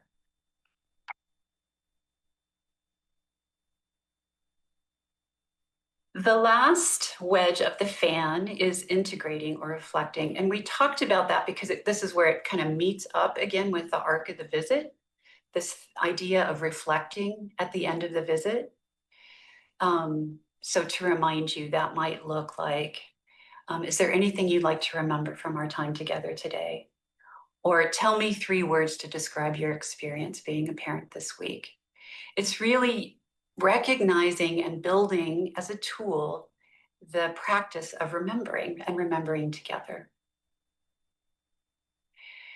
So I'm going to take you into a little moment that we might think about as integration using some more somatic experience.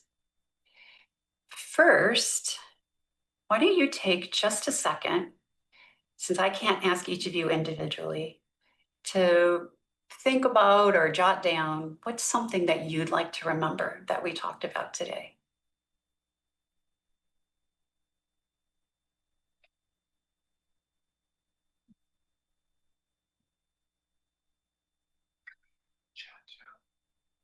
If you want to write it in the chat, that would be great, but you don't have to. This is for you.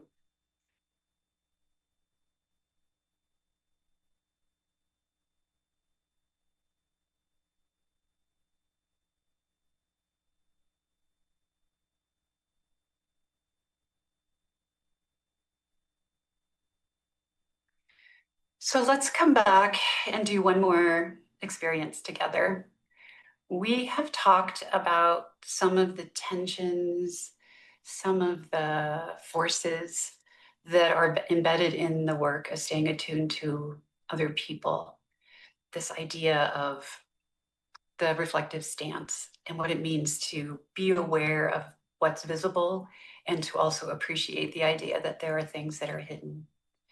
Of being aware of what comes from the past, what belongs to the past potentially, and how the past is showing up in the present. Of feeling the pull to act and choosing to wait and listen. We have these pretty interesting forces.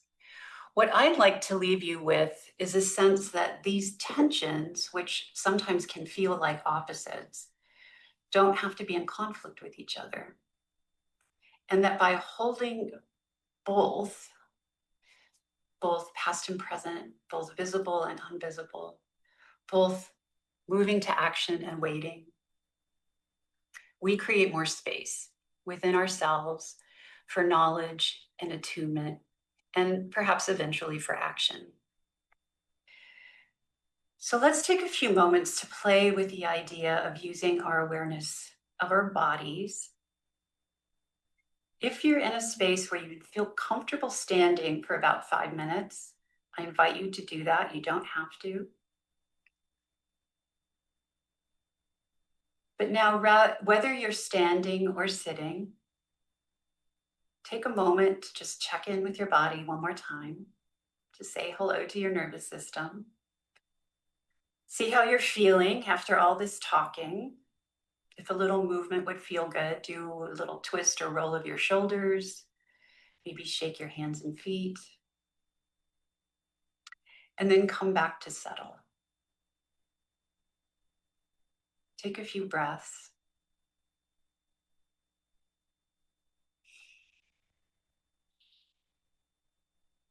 I'd like you to focus on your feet if you're standing, or your feet and your sits bones if you're seated. As you breathe, imagine that you're growing roots. These roots are your knowledge your values, your program goals, your hopes for families, all that you bring, sending energy into the ground. And that the ground in turn is letting you know that you are safely rooted, that you are solid, that you are powerful.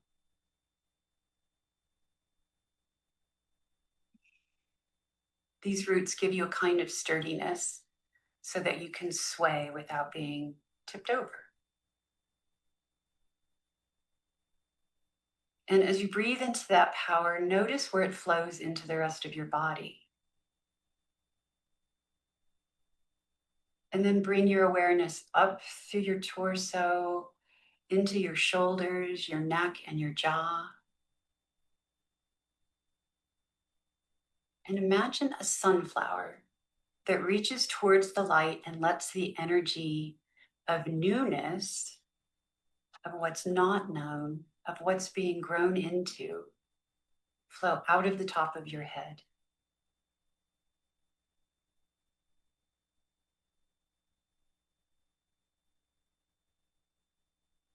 You might play with shifting your awareness between the roots of your grounded feet and the energy and lightness of your head.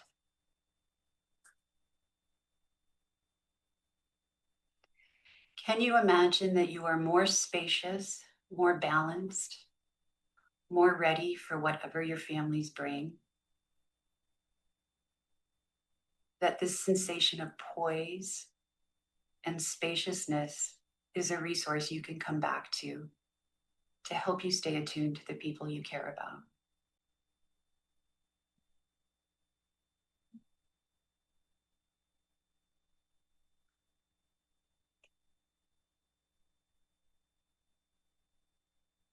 Take a few more breaths and then bring your awareness back into your feet and your sits bones.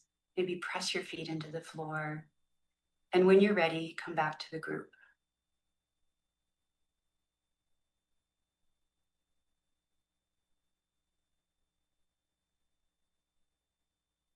Thank you all for giving me the chance to share these ideas with you today. I feel nurtured by your presence, by the space that the foundation and Dr. Ben have created for us. I'm really excited to hear what our panelists are going to add to our discussion and to hear your questions. Thanks again for your attention. Thank you so much, Dr. Mennet. I can definitely see why they call you Teacher Lisa. And I really found a lot of grounding in that attunement, but the match, mismatch, and repair was really, I think, inspiring to a lot of us. So we're really grateful. So excited to have you back later. And now we're going to take a break for lunch until 12:45. When we come back, we're going to jump into an afternoon session, Fan in Action. So we'll be hearing 3 shorter presentations that are going to be fascinating, and then they'll get together in a panel that includes Ben and Lisa. So with that, I'll see you back shortly. Thanks, everyone. Welcome back, everyone. I hope you had a chance to take a break and are ready for our afternoon session. Before that, I want to announce that Northwest Children's Foundation will be sharing some fan resources, including Lisa's slides. So if you were like me taking pictures of the slides from your iPhone, you don't have to. We'll send those out.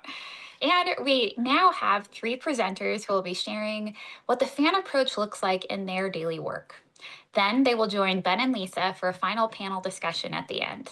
Let's get started with Megan Jimenez, fan content leader from Cooper House. Thanks, Kristen. Good afternoon, everyone. I hope you all had wonderful, nourishing lunches and took time to take those. My name is Megan Jimenez, and it's an honor to share this space with you today. As Kristen mentioned, I am the fan content lead and a trainer and mentor at Cooper House, which is an infant and early childhood mental health clinic here in Seattle. I also get to work in our Fussy Baby program, using the fan to support parents of fussy newborns. I came into this field almost 10 years ago as an early Head Start home visitor, and then supervised a team of home visitors before joining the fan team at Cooper House. Today, I get to share with you some experiences of the fan from a supervisory lens, But I do think these ideas can be applicable to all roles, like so much of the fan. Today, I want to share with you 4 thoughts about this idea of attunement that Dr. Mennet touched upon this morning. What we hope, what we experience, what we fear, and why it might feel a little uncomfortable at first. But to start, I want to hear about your experiences. I want to invite you to think about a time when you felt like someone really got you. They really understood you. How did you feel about that interaction or relationship? And maybe what are 1 to 3 words you'd use to describe that? And I invite you to type those into the chat. We'll just practice this practice of pause while we give folks a few moments to type those in. What's that like for you?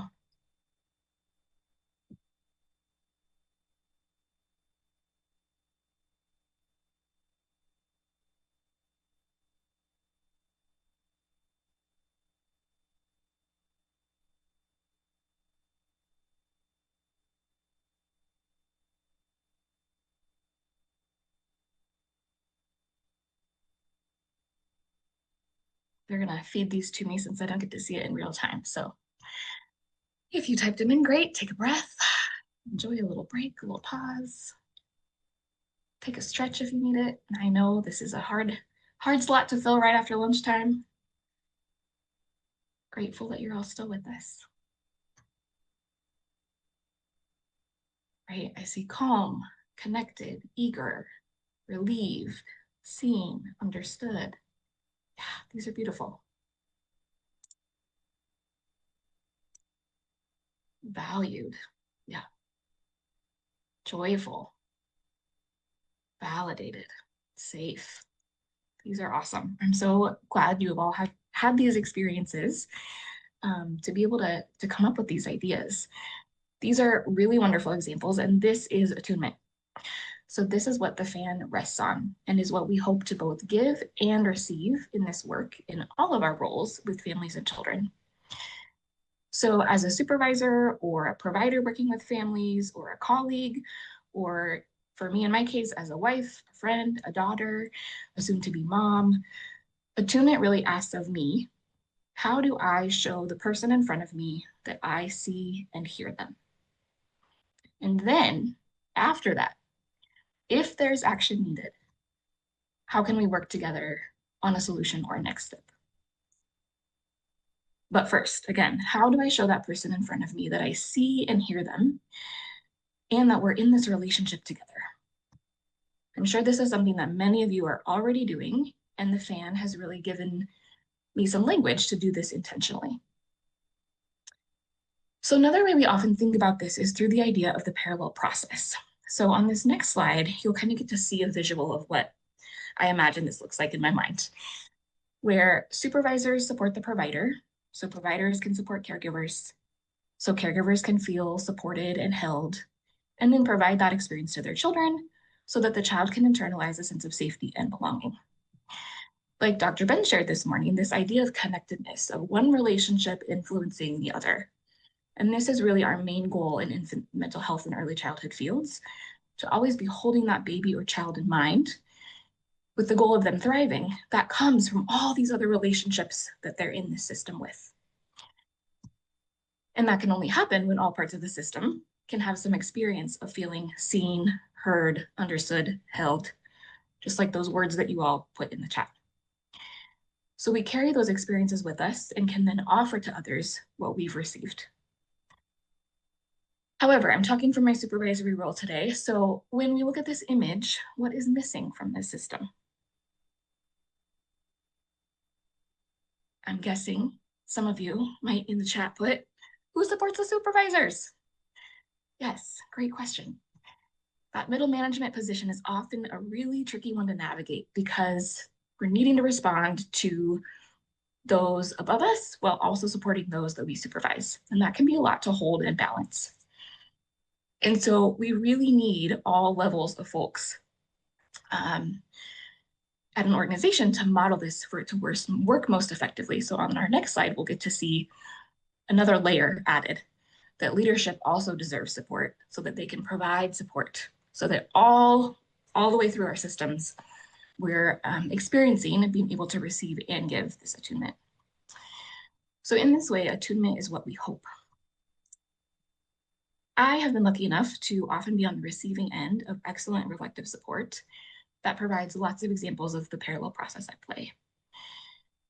And one example I want to share with you today is my supervisor was on vacation, and there was a time-sensitive decision about the FAN program that we needed to make before she would return. And so that decision fell to me. And it would impact many people and the program, and it could either end up going really well, or it could end up really poorly. And I was pretty stressed about being the one having to make that final call. I was pretty new in my role, and so I went to my reflective supervisor, who just happened to have this role before me, so I knew she can advise me on what to do. We met and I shared the situation with her and then asked, well, what should we do? And I expected her fully to provide me an answer, but instead she paused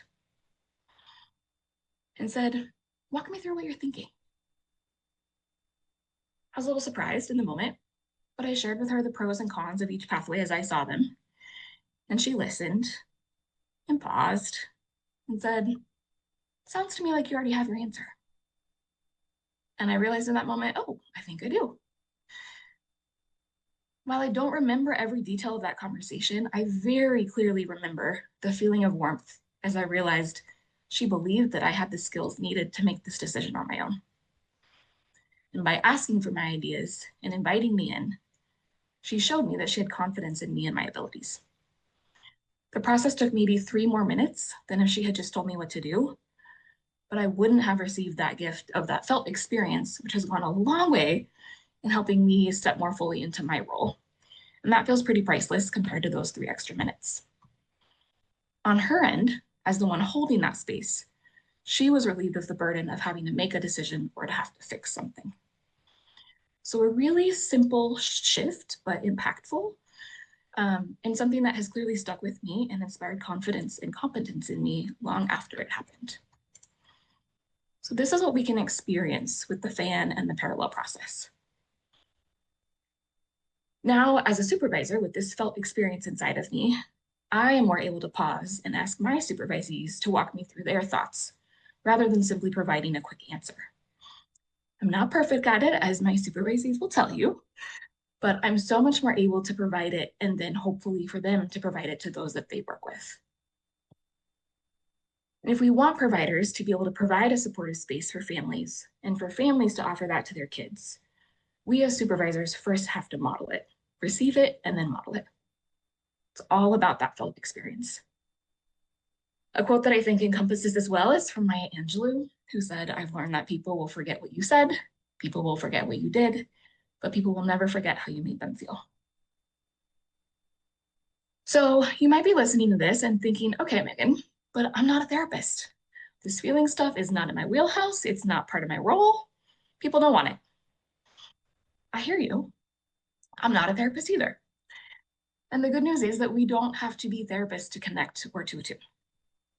We get this feedback from time to time from FAN about people wishing folks could just show up and do their jobs and go home. And I totally get it. It would be efficient. And the type of work we do in the infant and early childhood field is relationship-based. So that has to be modeled all the way throughout the work. There are feelings involved, naturally, inevitably, when we work with humans, and whether we ignore them or we engage with them, those feelings impact the work and the people that we serve. We show up as whole people, we supervise whole people, we don't get to pick which slices we want.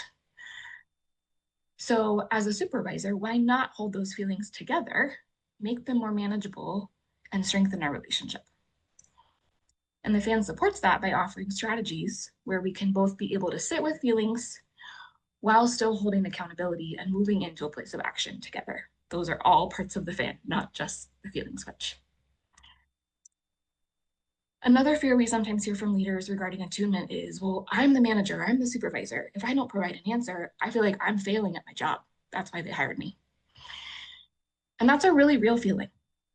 We want to be seen as competent, right? We want to be supporting others and doing good work.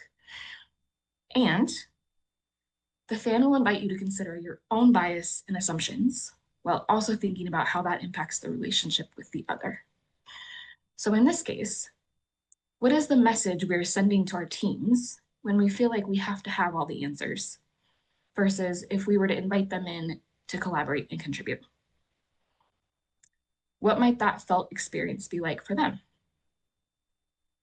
And what might it be like for you to lift the burden of having to have all the answers all the time?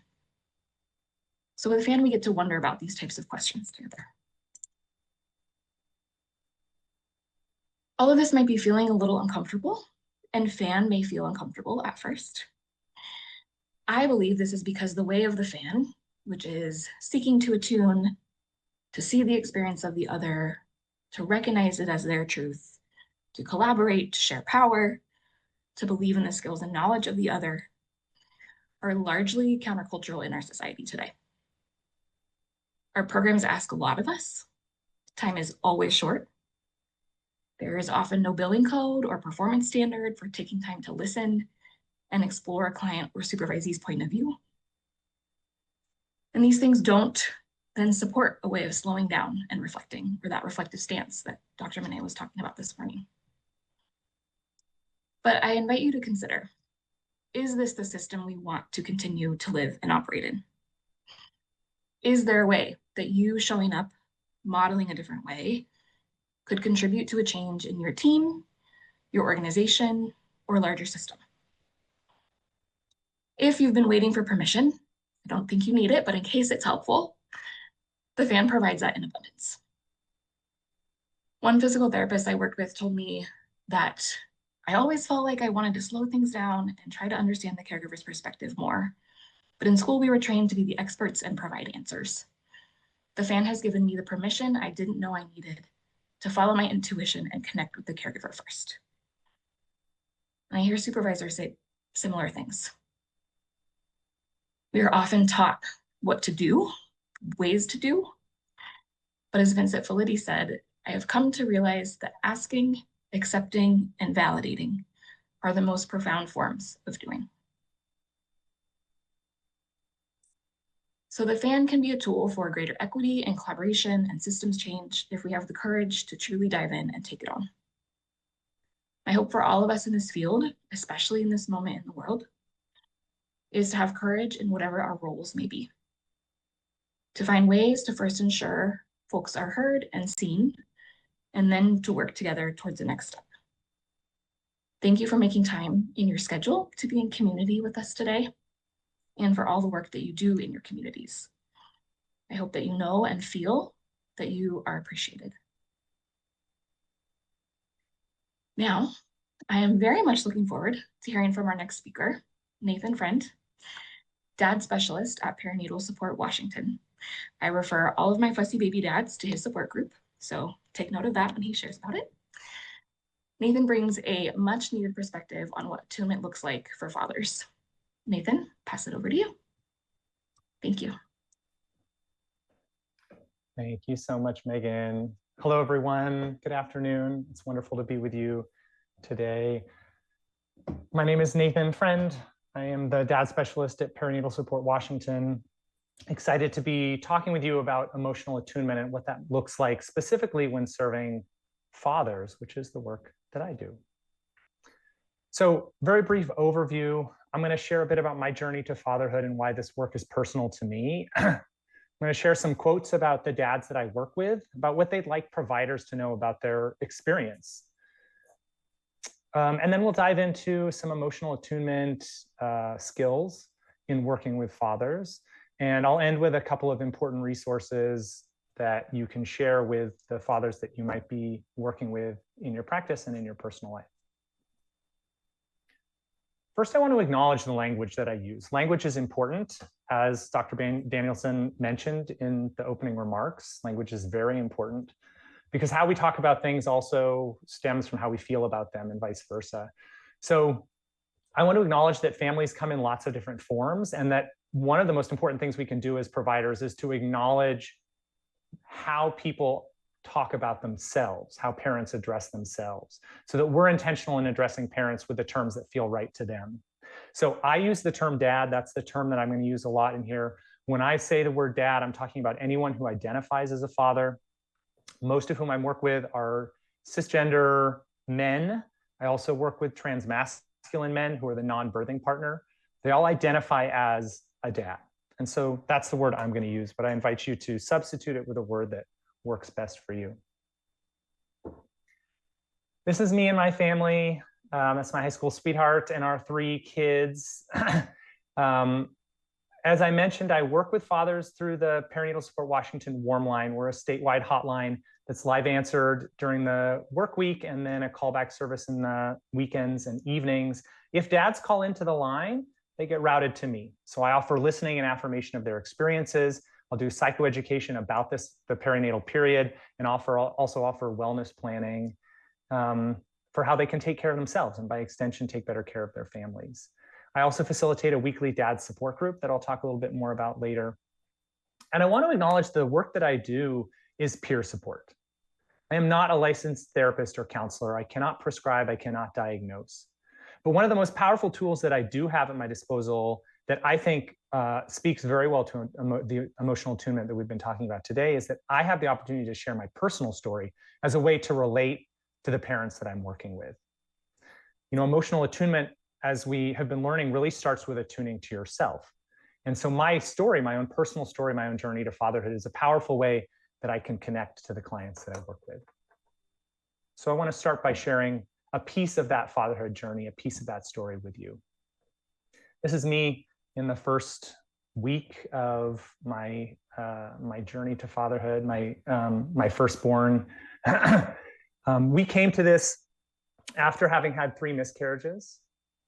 And so when I finally became a parent, there was this wall of expectations around parenthood because of how long and hard the journey had been to getting here. There was this almost unscalable wall, to be honest, of who I expected myself to be. And then the birth itself was traumatic. 3 days of labor, an unplanned emergency cesarean, a trip to the NICU. And I remember being exhausted and overwhelmed. We were a fussy baby family with a colicky child. And I remember turning to my wife after about 2 weeks and saying, I think we made a mistake. And in fact, I didn't love my child in that moment. And it took me about 3 months to fall in love with my child, which meant for those 3 months, at least, I felt like a failure. I felt unworthy. I felt like I had let myself and my family down. And I felt that my family would be better off without me. They were classic signs of postpartum depression. Thankfully, I had a robust network of family and friends, including, as our journey continued, supporters at Cooper House, including therapists who are in the audience today. And I'm very grateful to the attunement of caring providers that we received at Cooper House and at other places. I'm really here today doing this work because of them. So thank you. I work with dads in this weekly support group, and we always have a check-in question. And a few weeks ago, the check-in question was, what do you wish providers knew about your experience as a father? And I want to share some of the quotes with you of what their experience was dealing with providers through the perinatal period. When I say perinatal period, I mean anywhere from kind of fertility issues, pregnancy, up through birth, but also including miscarriage, infant loss, and then up to the first 2 years of a child's life. So what do you wish that providers knew about your experience as a father?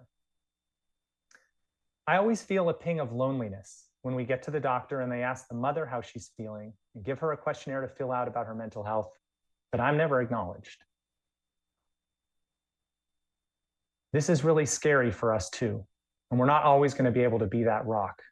I felt a lot of remorse that I couldn't do better. We had such a rough time, and my wife had so many resources, including going to a full-day outpatient clinic.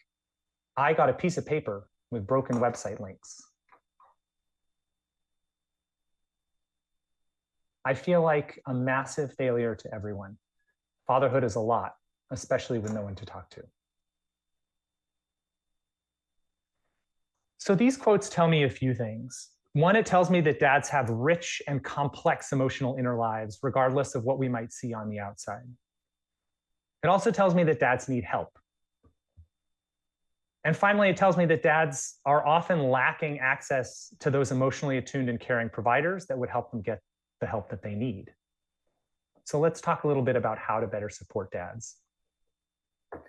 First, I think it's important to acknowledge the scope of the challenges that we're dealing with. 1 in 10 new dads will experience postpartum depression. Importantly, postpartum depression in dads peaks later at about 3 to 6 months after a baby's birth.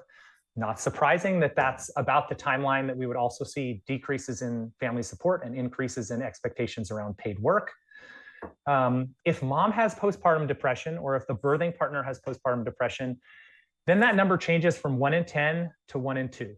50% of dads will have postpartum depression if the mom or birthing partner has it, which, as I heard in a webinar earlier this year, makes postpartum depression about as contagious as COVID. Postpartum depression is about as contagious as COVID in a household.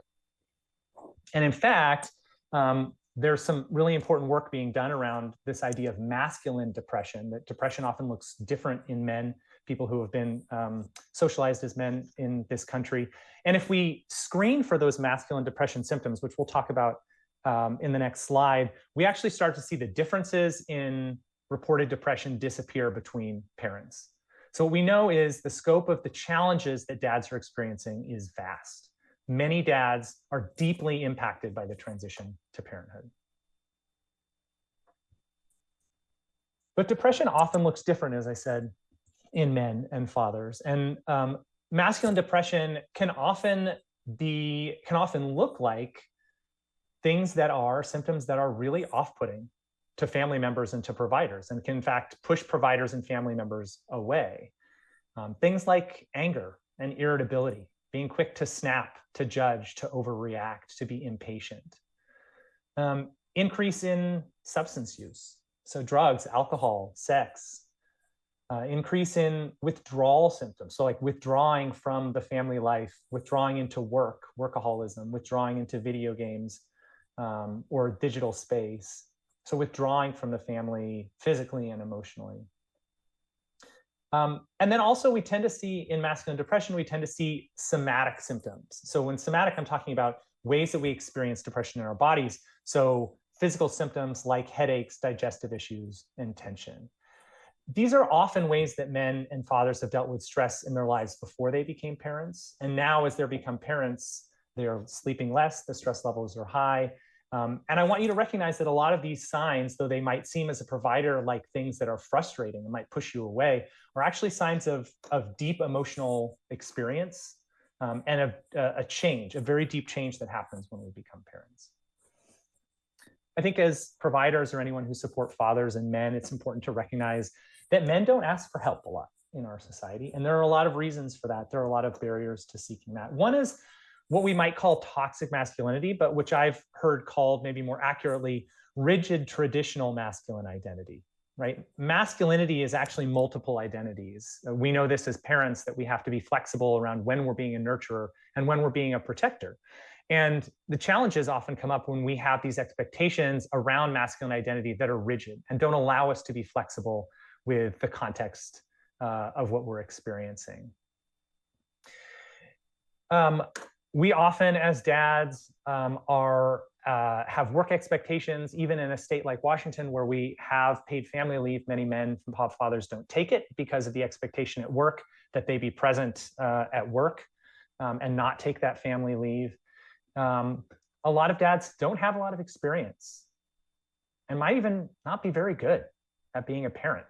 And for men who in the United States, we are expected to be good at the things we do, to be experts at what we do, right? To be competent. That's a very high expectation in a lot of men. We're suddenly thrust into a position where we aren't competent, where maybe our partner or our wife knows more about this, seems better at it than we are. And so it can really spin a lot of men into a sense of being a failure.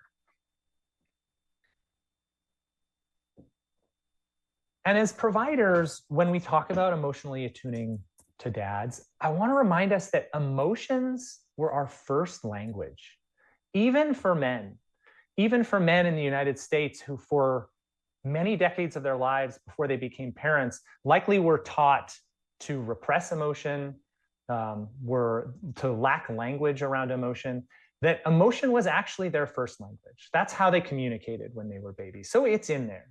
Right? That language is in there. And as providers, what we get to do is, and I love this term, we get to act as permissionaries. We get to act as permissionaries showing men, especially as a man doing work with other men, getting to show them how to use the language of emotion, how to talk about what we're experiencing, right? To guide them back to that first language of emotions in their bodies.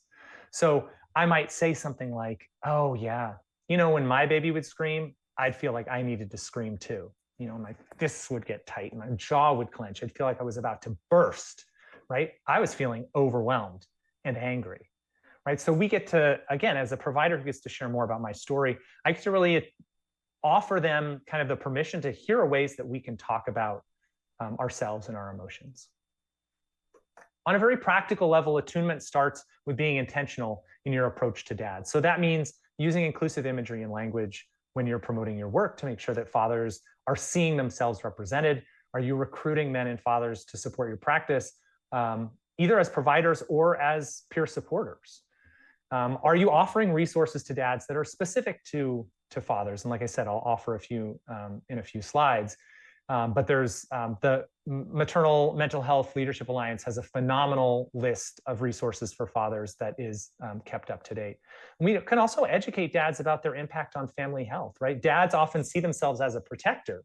And so when you can convey the fact that actually them caring for their health, them attuning to their own emotional experience is helping their children, is developmentally important to their children's health and well-being, that can often connect with fathers in a really personal way. And then finally, on the level of access, are you inviting fathers to join you, to join your visits, to join your conversations with families that you're working with? Are you offering options that work with a work schedule, that work with fathers who are working full time, so evenings and weekends, so that dads can be fully present? And then finally, we don't have time to go into it now, but are you screening dads? If you are someone who screens for mental health, for mental illness, or you're someone who screens for depression, for example, are you also screening the partner? Are you also screening the father? Because screening is a really important tool to help know that there is something going on that needs to be dealt with.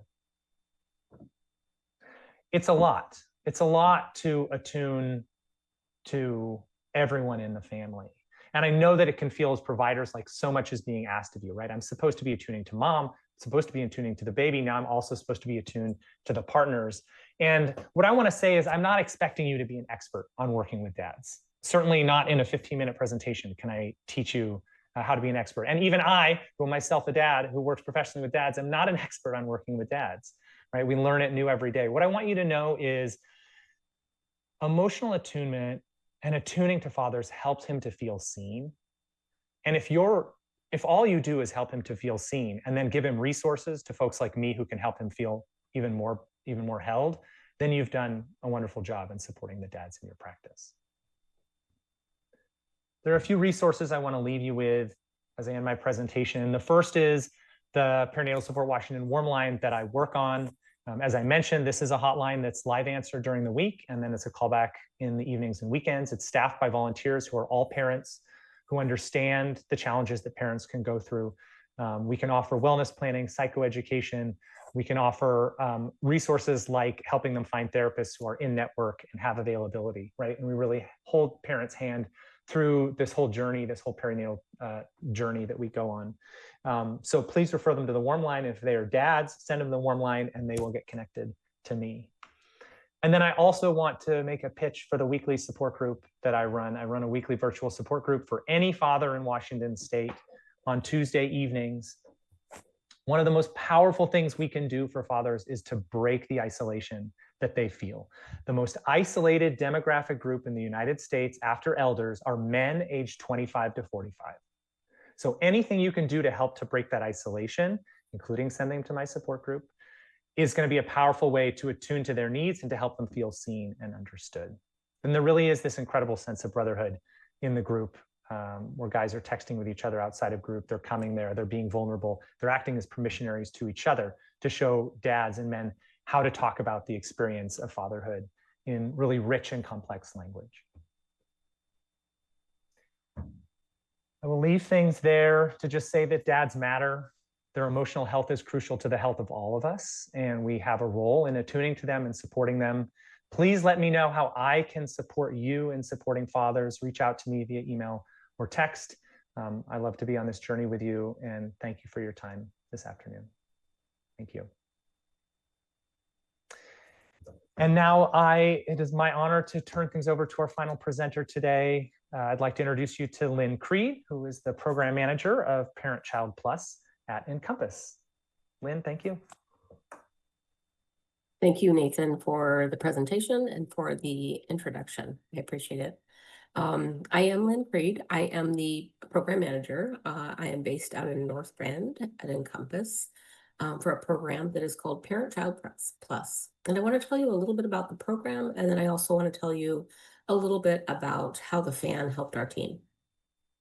Parent Child Plus has been around for a long time. It started in 1965. It is a home visiting parent coaching model where we amplify the strengths and the culture and the language of our primary caregivers. We also acknowledge them as the first and most important teacher for their child.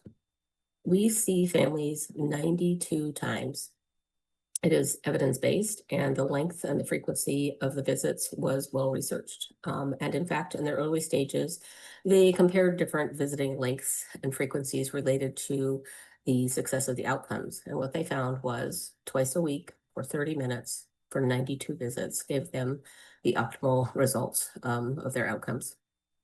This frequency intentionally also allows us to build a relationship of trust, which meant we were able to help families in a deeper level. We didn't just provide our program, we were able to get them to know them better, and we could provide referrals to other agencies, to food access, to support the health of their children, for continued education at preschool when they left our program. Knowing a family better and learning about them helped us help them better. When I learned about the FAN, it was about in 2022. And what I was hearing from my staff at the time is we need new tools. We need something different. We were still, feeling the effects of the pandemic at that time. And the tools we had weren't necessarily working for us during that time. And so, when I think of the word tool, what often comes to mind is something like a carpenter, and they might have a tool belt or a toolbox, and they've got their tools in there. When they're doing the work they do, they use those tools specifically. They would not reach for a hammer if they needed a tape measure, and they wouldn't reach for a wrench if they needed a screwdriver. The FAN gave us the tools that we needed for the specific tasks we needed to do in the work that we did. When our team went through the FAN training, we could not believe how much faster that relationship of trust developed. When we implemented the FAN framework, parents started opening up to us with their stories, with their worries, with their hopes in a way that surprised us. It was the speed that surprised us because we were used to developing that relationship, but not that fast. If you have been doing the work that you do for a while, it is very likely that elements of the FAN will seem very familiar to you. You might use a word like, or we might use a word like attunement, finely attuned interactions, and you might use something more like, when Mom and I were talking, I really felt like we were on the same page. What the FAN did for us is we weren't just on the same page. We were on the same paragraph, the same sentence, the same word. We were really attuned. The framework teaches a deeper and intentional way of being attuned, where the parent feels connected and understood. Relationships move at the speed of trust. And once we implemented the FAN framework, suddenly and unexpectedly, my team and I were on a fast track. When we came together at team meetings, we just had so much more to share. We knew our families more. So the tools that we really, that I and my team really took away from so much of the FAN that we use all the time are the two that I'd like to share with you. One, and some of these have been kind of discussed a little bit, but one is the calming wedge, mindful self-regulation. And the other one is the arc of engagement. When Lisa Mennet was talking, she kind of showed an infographic of kind of a half a circle, a representation of the FAN, and it was it divided into segments or wedges, and each one of those wedges represents a core process. The first wedge is your wedge. It is the calming wedge, mindful self-regulation. The other wedges were feeling, thinking, doing, and reflecting. There is a gentle kindness built into the framework of the FAN that I had never seen in any other training. The fan is the only training that I have had that asks me to ask myself 2 questions. 1, Lynn, how are you? And then later, Lynn, how are you now? When I thought about that question, I thought in the United States, we use that phrase as a social greeting. How are you? We are not really checking on somebody's state of being. We say, how are you? You say, I'm fine, thank you. And you? And I say, I'm good too. And then we move on to whatever we came into the room for. So when I think about that social greeting versus, really checking in with someone, it reminded me also of the pandemic. We were mostly meeting via Zoom, sending emails. I'd still send out the, hello, how are you? And then get to my point. But people started answering that social greeting authentically, deeply, and with raw emotion. The fan asks you to ask yourself, how are you? Authentically and deeply and with real emotion. People have mixed feelings when it comes to the term mindfulness or mindful self-regulation. Often I hear things like, I don't need it, or I don't like breath work, or my mind wanders too much when I try to be mindful. So let's focus more on the word regulation and less on the word mindfulness. I think we can probably all imagine a child having a big emotional response to something. A parent might call it a meltdown or big feelings. In Parent Child Plus, I mentioned we see children 92 times. We assure parents at the very beginning, we will see your child when they are dysregulated. That is very normal because they are learning that skill. And most adults have learned the skills needed for emotional regulation, but things still come up that dysregulate us. I'll walk you through a story of dysregulation and regulation. It's kind of what I think of the before and the after, if you've had the fan training. So the story number 1 is one Dr. Mennet brought up. I'm going to bring it up. It's one every one of us can relate to. Kind of that idea of being dysregulated when you're just about to meet with a family. Something's caused it, you're late, So in this case, this provider had already met with the mom and the child in their home. It was in an intake or an eval, whatever had happened, but they knew him. They knew where the home was. It went well. The child was delightful. He was so funny. And mom had some good questions, and they set a time to meet in a couple weeks. That time comes, and this provider is just ready to walk out the door. She checks her map app. She knows it only takes 18 minutes. She's been there. She's going to give herself a half an hour for a little buffer. She leaves, and sure enough, she's behind a school bus. She kind of forgot this is that time of day. So she's behind the school bus. Not to worry, I have my buffer. And then a little bit farther along, there's road construction. There is a 1-lane road, and she's kind of looking ahead going, I think I'm number 12. It's eating into my buffer. And she gets her turn. She goes through. She looks at her watch. You know what? I still have time. She gets to the apartment complex. There's like 3 to 4 apartment buildings. And she goes straight to the one. She knows where she's at. And there is no visitor parking today. There was only normally 5 spots, and there's nothing. So she goes to one building over, and then the 3rd building, and she parts, and she's able to look at her watch, and she says, oh my gosh, I am 5 minutes late, and the building is way over there. She grabs her phone, she grabs her books, and she kind of runs flustered towards the building. She's kind of half jogging. When she gets up there, she still has to go up a flight of stairs. When she gets up there, she goes to knock on the door. She knocks, and before she can do the second knock, the door opens, and there's a man standing there. And he says, you're late. And her heart is racing. She doesn't even know if this is the right house. Who is this guy? She looks behind him. There's another guy, but then she sees the child, and she doesn't even know how to introduce herself. She's lost her words. She's dysregulated. And the man turns around and walks towards the dining room table, leaving her to let herself in. You know how that feels. It doesn't feel good. I think we all feel really, really bad for her right now. And then the second scenario, kind of the same things fall into place. They've met beforehand. She thinks she's meeting the mom. She hasn't met the dad before. She's behind the bus. She's in the traffic. She can't park in the parking spot she wants. She makes it up there. She still knocks on the door, and the dad answers and says, "You're late." She has a mismatch before she has even introduced herself. And so she knows she needs to repair. And she says authentically, "You're right. I apologize.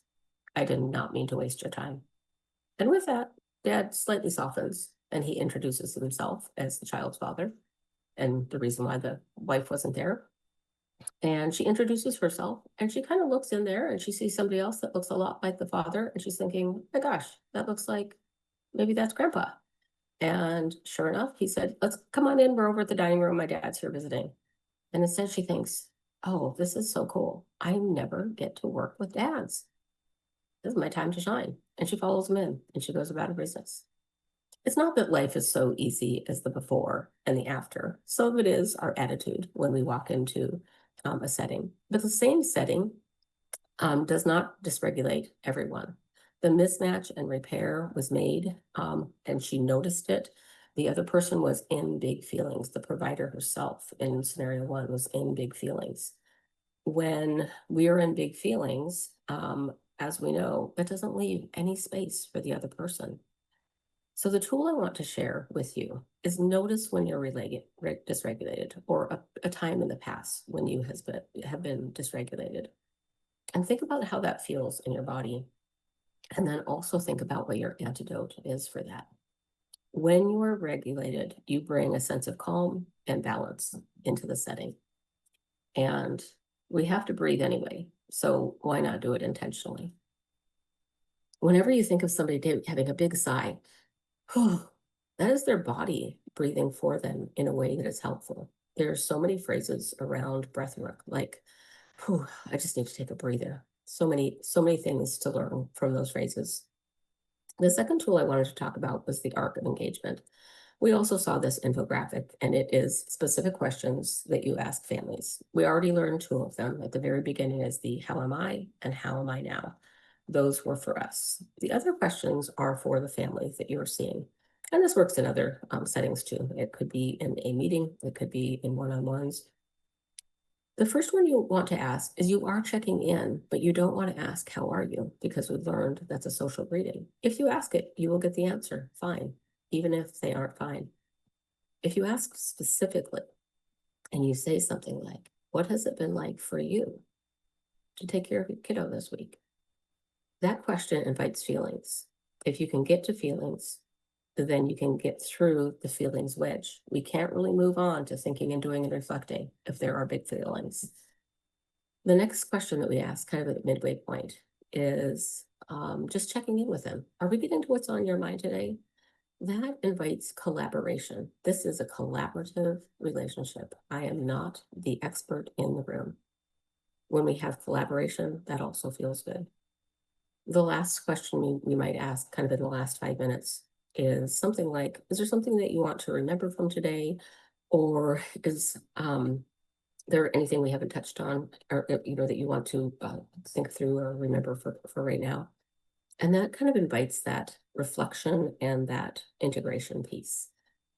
The parent can have a moment to think, and when they think through that, they might have an aha moment of something that happened with you or their child today themselves.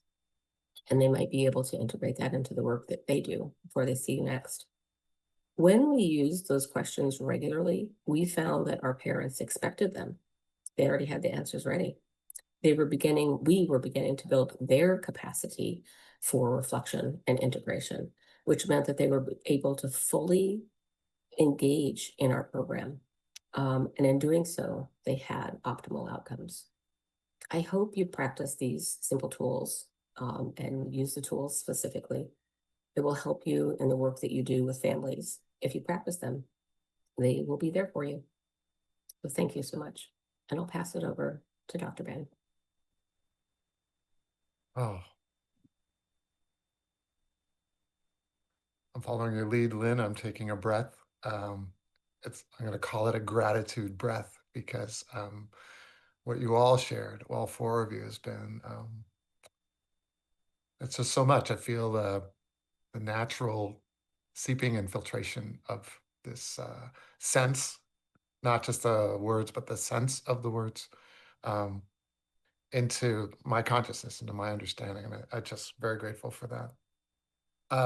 Can I just say, we're going to get into some questions, and I'd love to hear your thoughts in any ways you want to share. But I so feel a sense of the projection and intentionality of kindness in an undergirding way in all of your work. And I love the idea of spending some time talking with kind people. So I'm just so grateful to be with you in this space. First, I wanted to, I'm going to perform my own permissionary, Nathan. I'm going to ask if it's okay to refer to each of you by first name. I know we got some doctors in the house and stuff like that, but I was hoping if you'll call me Ben, and if I have permission to call y'all by your first name, would that be okay? Lovely, thank you. I was wondering about a first question that is for each of you, and maybe we'll start with Lisa, but I'm going to ask each of you to answer this very same question. We're going to do a little bit of just grounding ourselves and the audience maybe in the idea that what this feels like is a constantly learning practice to me, that there's no particular fully end-pointed kind of component to this. And so I'm wondering if each of you would be willing to share, what was your most recent aha about your own practice in FAN? What was something that you most recently learned or relearned or were finding yourself discovering about yourself in your practice of FAN? Because I think it is so iterative. It's so constantly reflective. And I have a feeling that no matter how far along you go in this practice, no matter how expert, perhaps you're still learning. So I bet people would like to know that even as expert as all as you are, you're still learning and growing. Lisa, do you have a chance? Oh, for the audience, like I did not send these questions to these folks ahead of time. So everything you hear is like, we're all sharing them afresh. So with that in mind, Lisa, are you willing to think about like one of your more recent ahas in the practice of FAN? It's such a good question, Ben, and you're absolutely right that these are skills that constantly need attention and refreshing. I am woefully aware of my inadequacies of using all of these tools all the time. But maybe I'll just mention again the conversation I had with my dad, who's ailing, and this was a moment of past in the present, of like that sense of feeling a little dysregulated, as Lynn's talking about, because I'm not used to my dad being emotional. And so it was just such a wonderful sense of resource, a real sense of touchstone to evoke that idea of I'm here to listen, that I don't have to fix this. There is no fixing it, but there is making space for him to have the experience and for the two of us to have the experience together. So I felt really, really grateful in that moment to be able to recall, in spite of my dysregulation, this tool. It's really lovely. Well, thank you. Megan, do you have oh, Lynn, I think I saw you raise your hand. Do you want to go next? I could go. Great. I've taken several versions of the FAN. There's many of them. And Megan had even told me once, she's taken them, she's trained, she mentors, and she just still learns new nuances. And that was one thing that I thought of, is even just talking to other people who have taken the FAN. And I often will ask them, why? Why did you take it, specifically? And it just fills my heart. I mean, one person I asked, why did you take the FAN? They said, we really wanted to improve the intake process. And I was like, yeah. If ever you wanted to invent a tool to remove trust, it would be called the intake process. And so their whole team wanted to be able to have that connection and understanding right then and there, where they had multiple people in the room and they were asking all the questions that we probably shouldn't even ask. And that was kind of my aha, was to look at my own intake process with kind of a deep sense of wonder. of how would it feel to be on the other end of my intake. Powerful and lovely, and just so deeply reflective. That's wonderful. Megan, do you want to share your one of your more recent fan ahas, or? Yeah, I think the fan really just, like Lynn said, I have taken this training as before I was part of this and provided it, and every single time I do it, something new stands out to me in a different way, or something someone says, right? It's always learning. So I think kind of a broad overview is I continue to learn layers about myself. So that self-awareness, I think, just keeps growing and growing. Yeah. I was having a conversation the other day. I get to support our fan mentors. And I was having a reflective conversation, reflective supervision with one of them the other day, where they're working with someone who's maybe not as easy to work with as what maybe we're more typically used to. And they're telling me about the situation that was happening. And I just felt so defensive of my, not my, but of this fan mentor. Like, how dare they be treated this way? Why, what is happening? Right. And then I paused and I said, I'm being really judgmental towards this person. I am wondering how we still hold this idea of meeting people where they are, even when it's really, really, really hard. And so we got to kind of pause together and both recognize where we were, and then kind of restart our thinking of like, okay, how do we connect with this person in these ways that we're hearing? What must their experience be to, for them to be showing up in this way? And so that really stuck with me in the pause and recognizing, oh, I'm not being the supportive one I need to be here. Let's take a step back and restart. And I think that's part of that repair that we heard about this morning is always, we're going to mess up. And we've always got that opportunity to repair. And I find myself leaning on that strategy quite a bit as we continue learning about fan. Lovely. Feels super wabi-sabi, like very like the beauty in our flaws. I love that. Thank you. Thank you.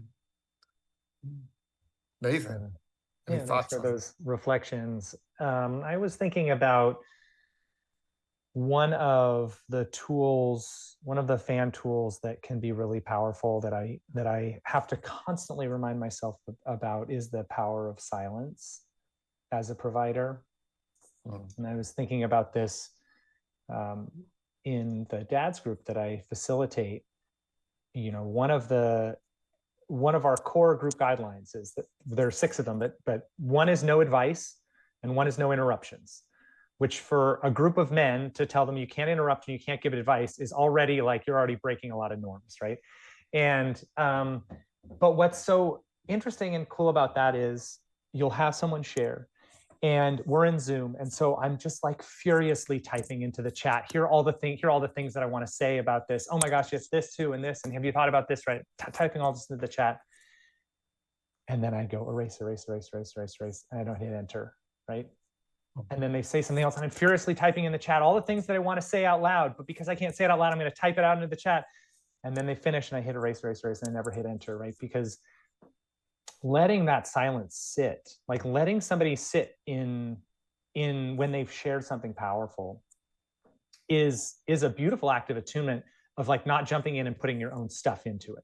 Because as soon as we open our mouths as providers, we're putting our own spin on things, right? We're bringing ourselves into the conversation. And fan is really about, as I've said, fan is about the client's experience, that participant's experience, not about our experience. And so I just feel like that power of the pause, the power of, the drop, the like drop and let it be, and then be quiet and let them process out loud, I think is one that I'm constantly reminding myself of, because it's, even now I'm finding myself wanting to explain more and more and more, when really I've made my point. I can just be silent now. I love that. Oh, y'all are keeping, like, you're in my head, like giving me all these life lessons that I know that one of the deepest themes about fan is how it relates to just about everything. around you, and this all carries you far beyond your professional avocations. I was going to stick with you for a second, Nathan, and ask a specific question about maybe what you're observing, if any at all. And I'm apologizing ahead of time if it's okay for maybe inviting you to be in a place of authority where you don't need to be, so you can even say that. But are you noticing differences in younger generations about, I don't know, stereotypes and definitions of manhood? I guess I'm curious if there are trends or differences that might have implications for things like postpartum depression, or for how FAN operates in, say, a younger generational male identifying person compared to previous generations. I saw a statistic in a newsletter that I'm a part of called The New Fatherhood, which is a phenomenal Substack newsletter, The New Fatherhood, for folks who do work with dads. But he was talking about a chart that showed that millennial fathers, so dads who are about 35, do more childcare on a weekly basis than baby boomer mothers did. Which isn't to say that millennial moms are not doing a tremendous amount of childcare. They're like off the charts. But that this like very real this very real erosion of support for families that continues on a political level, that filters down to families where there's not free childcare, health insurance is a maybe. There's all these ways that we are not supporting families, and parents end up really bearing the brunt of that. And so I think that statistic to me says two things. One, it says that the younger generations, as we go, and I identify as millennial, and I have dads who are now also fathers who are a generation below me as well. One is that they continue to want to have more and more presence in their children's lives, which I think is a really beautiful thing. And the second thing it shows me is that as we go generations down and down, parents are getting less and less support in being parents. Right. And so when you ask how is that impacting postpartum depression, I think that there are two things. One is when dads start having the perfect mother myth expectations on themselves that moms have had for generations, we're going to see increases in postpartum depression in dads, because dads are expecting more of themselves when it comes to child rearing, to taking care of children. And then the beyond the expectations, I think it's also that the more time you spend with kids, the more depression kind of goes up, because you're sleeping less and it's stressful and you feel like a failure, and so all those things. And so I just those are some initial thoughts, I guess. In, again, as you said, I'm not an authority. I can only speak to my small window of experience, but I do think that we'll see actually increases in postpartum depression, not because there are different expectations, gendered expectations, that I think are going to be protective factors for men, because they are more likely to be able to see themselves as caregivers and as nurturers, which I think is a really beautiful thing. But then they're also going to have so much of the weight of expectations of parenthood that I think will be a lot that adds to the challenge. So interesting. Thank you for sharing that.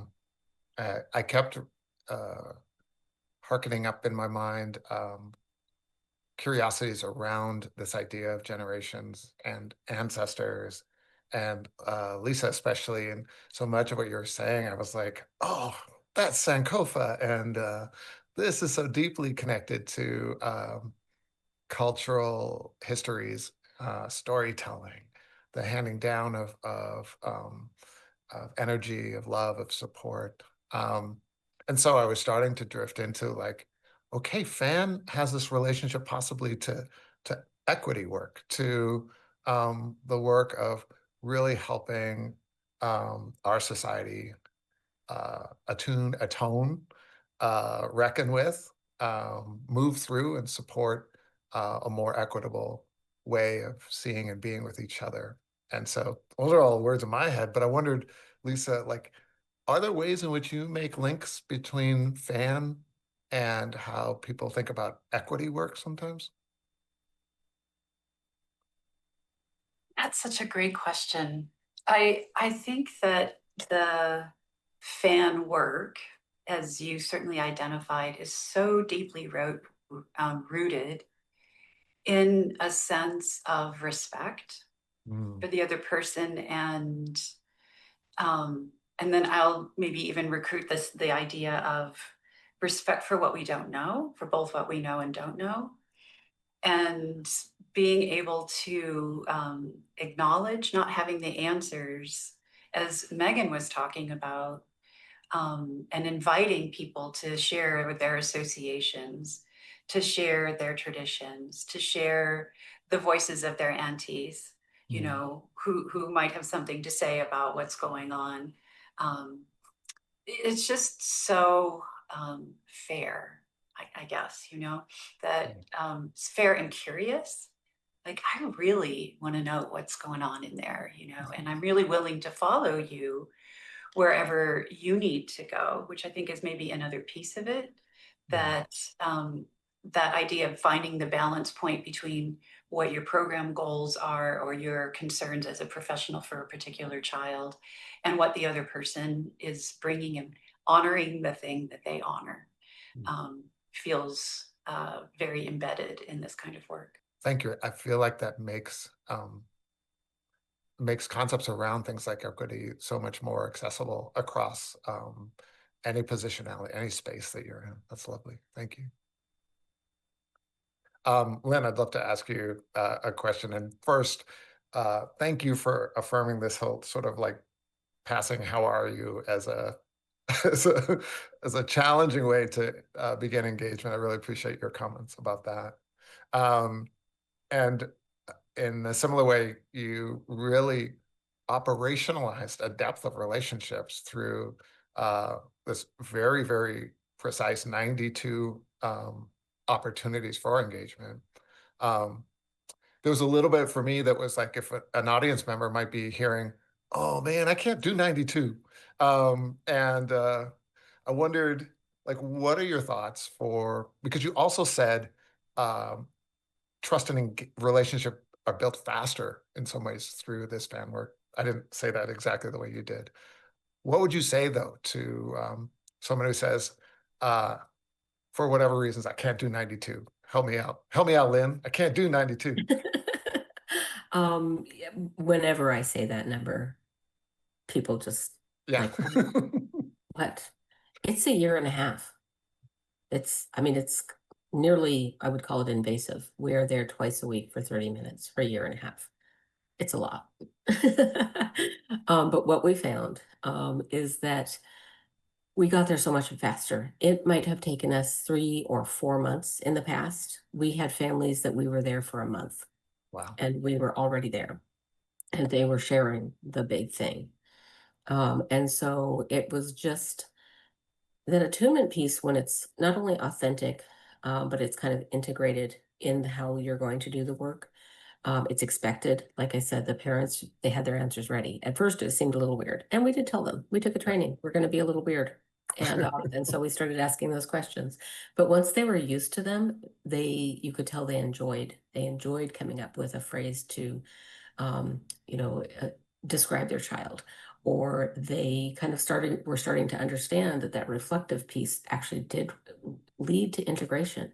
We might have talked for 30 minutes, but if they can pull one word or one sentence or one idea that I don't have to read a book with my child. I could do this when we're setting the table. I could do this when it's bedtime. I could do this. It's not about the thing. It's about doing the thing. And you can do that anytime or anywhere. And so it moved things along faster. And like I said, that just helped us help them in more ways. So many more referrals. We had parents that they trusted us and they wanted to talk about another sibling that they were curious about an eval on. Wow. And I think we would have missed some of those without the fan. It almost feels like just in sort of naming 92, you're also sort of inviting a greater sense of presence in all the other opportunities and building a bigger tent for 92. Okay, I'll get off the number, but I really appreciate the message on that, that you're really saying how you're building that into the work and how the work is faster or something. That's lovely.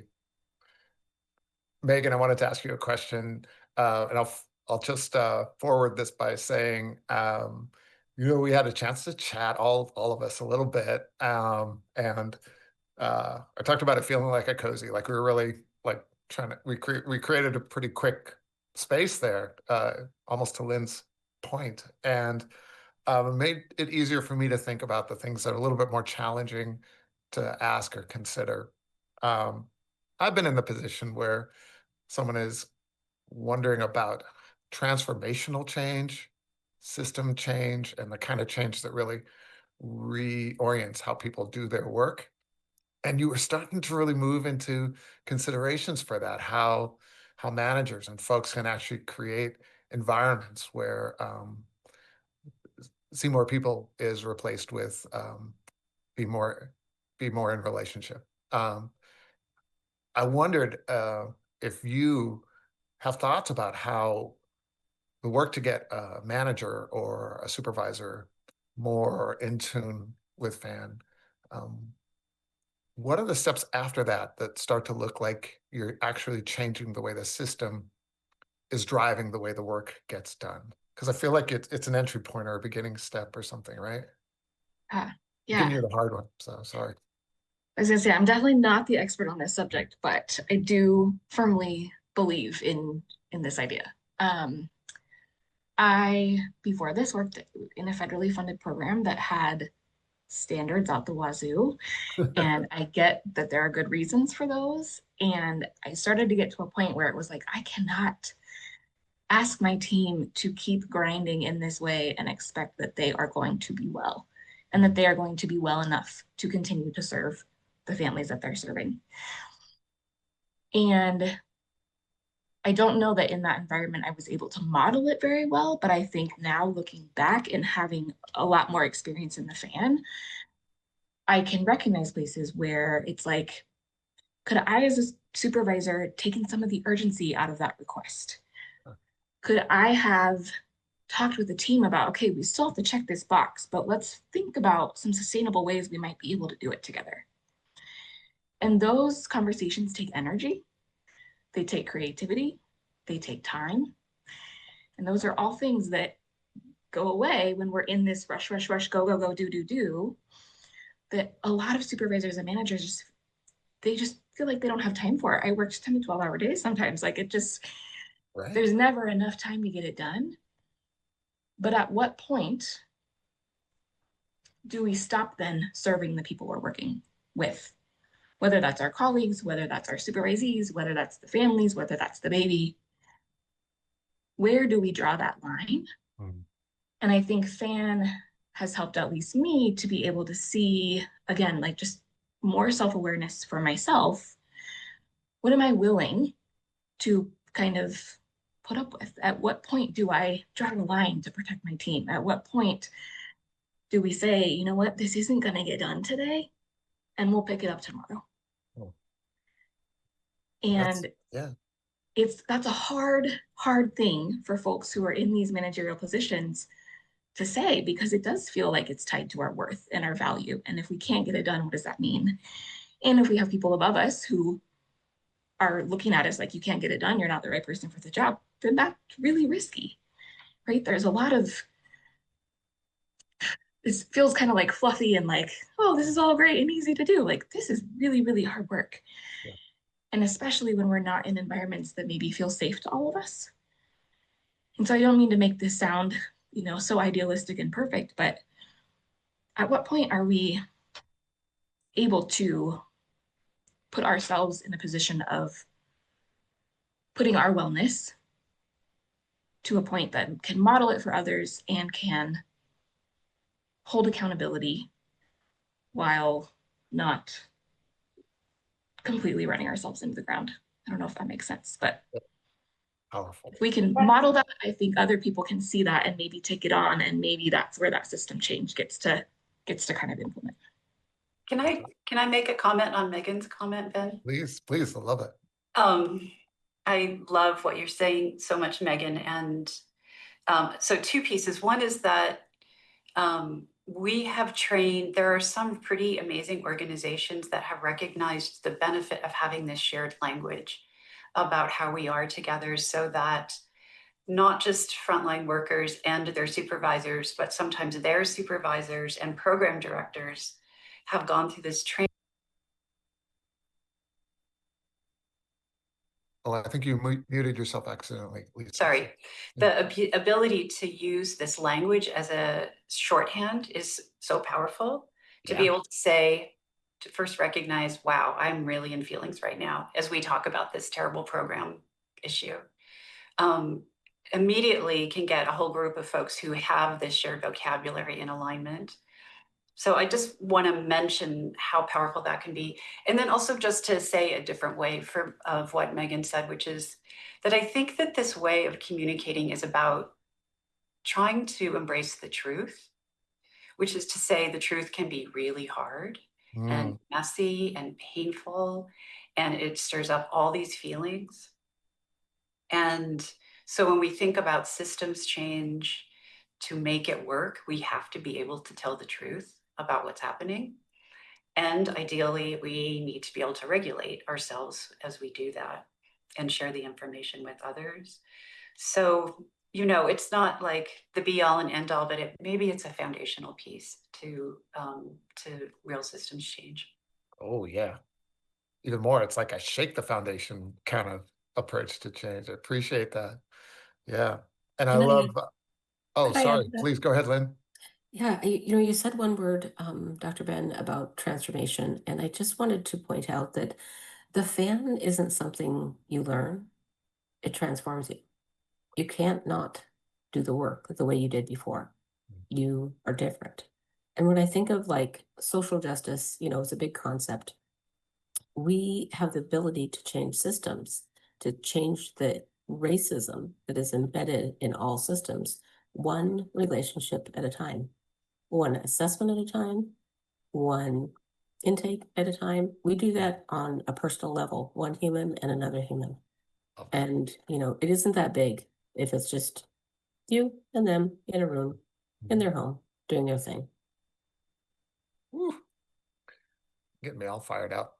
I think we need like a fan policy officer who's really talking about how our governmental policies could be better informed, and like a fan industry kind of influencer and things. You got me all motivated and inspired. Hopefully there's some captain industry listening, or a person who's going to be inspired by what you've said, to at least, as Lisa said, like speak the truth when it's time for the truth to be heard. And so it's really, I'm not going to call it courageous. I'm going to call it like doing the right thing. And I think that's really powerful. I want to ask a question for all of you. Maybe Lisa, you can start off on this one too, as a warning for first up. But these kinds of conversations, they do sound, I don't know if I'm a chemist, kind of exothermic. Like you're putting a lot of energy and work, even thankful and grateful work, but a lot of work into pouring your vulnerable self, Nathan, into the experiences and spaces where others can really identify with you. Pouring your willingness to coach up and down the organizational chain, Megan, or pouring your time and patience and energy, Lynn, and your all of your effort and thought, Lisa. It's work on some level. Now, on the other side, I have this personal theory that it's a lot less work to lift people up than it is to hold them down. That like sometimes we are societally exhausted because whether we've wanted to be part of it or not, we're part of a system that does a lot of oppressing. Oppression is hard work. It's exhausting, and people burn out. And maybe fan and lifting up is lighter work in so many levels, but it still must take a bit out of you. And I wanted to hear a little bit more from each of you about how you feel after an especially rewarding exchange, but also one that might be tiring, and what you do in that recovery phase for your bodies, for your souls, for your hearts, for your minds. And if I'm wrong about that, if you're like, now I walk away from every fan experience, like just my battery goes to supercharged. Like if I'm wrong about that, you correct me as well. Wow, I'm dying to hear what the rest of you have to say about this. It's all the things, because people are all the things. I will say for myself that I feel like having this set of tools and thinking of myself as holding a reflective stance feels athletic, Yeah. if you will, the way that being in a yoga pose is both, you know, ideally in that moment of things coming together, effortful and peaceful at the same time. So to me, it does have this sense when things go well of, yes, work, but sort of joyful work, sort of creative work, sort of, wow, I had no idea. It's so cool to be surprised. That sense of making space is a physical sensation, certainly for me. And I feel flooded with gratitude that people are willing to trust me to hold some of their things. So yes, hard, yes, messy. Sometimes I'm mad at myself because I missed the boat, and you know, I'm mad at myself because I didn't say it in one breath, like just now. But a lot of the time, I just feel so grateful to get to do this work.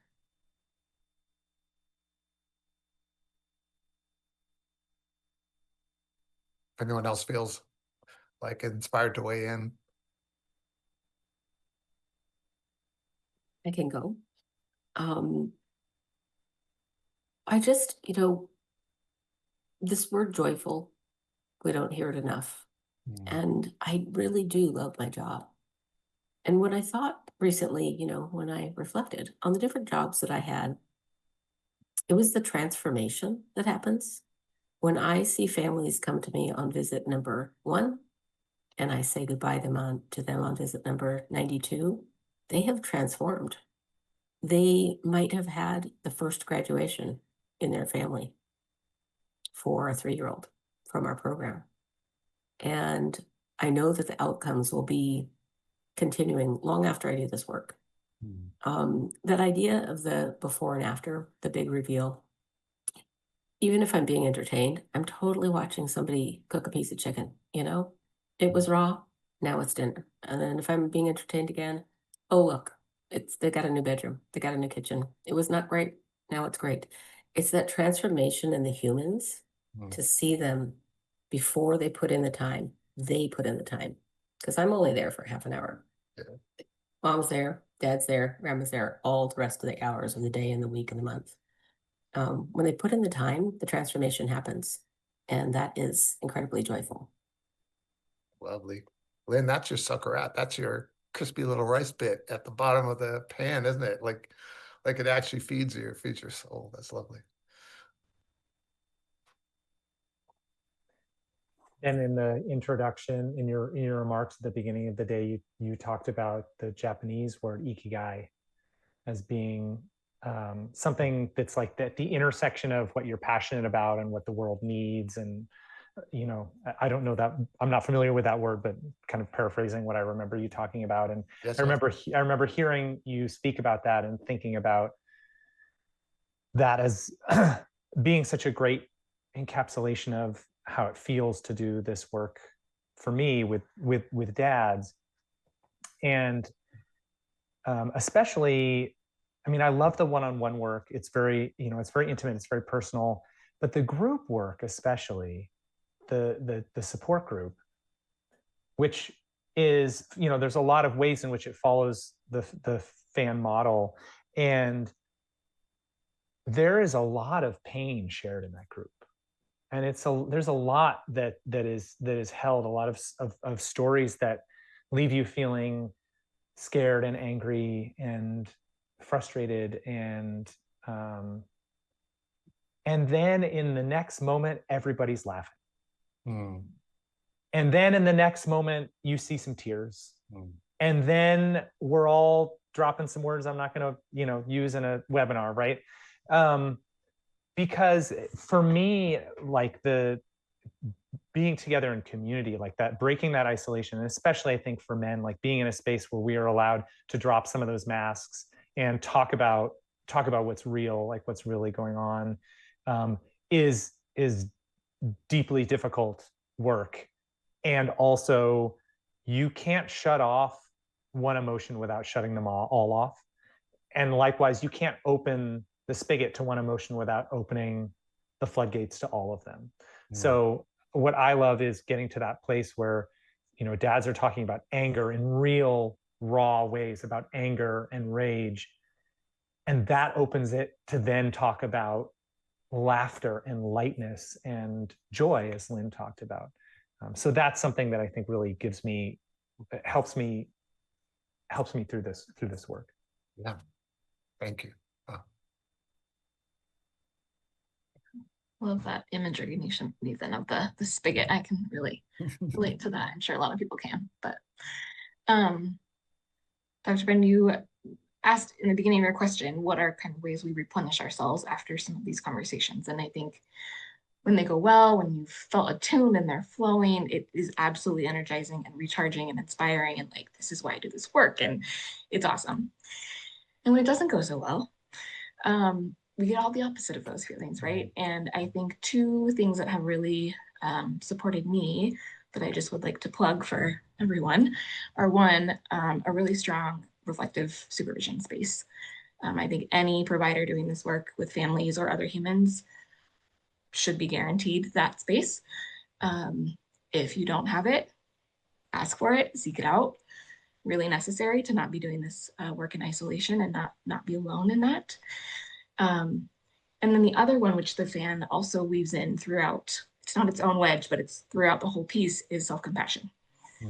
How do we repair with ourselves when something doesn't go wrong first, before we can be able to offer that to others? And so I would say those are two tools that I've used for when it doesn't always go the way that we hope, because again, we're human and 70% of the time we're mismatching. So lots of opportunities to use those strategies for repair. Very wise. Thank you. It does lead into one of the other questions I had been thinking about. In a way, I think this is a hard question, and it may or may not be one, or maybe it's an easy one to answer.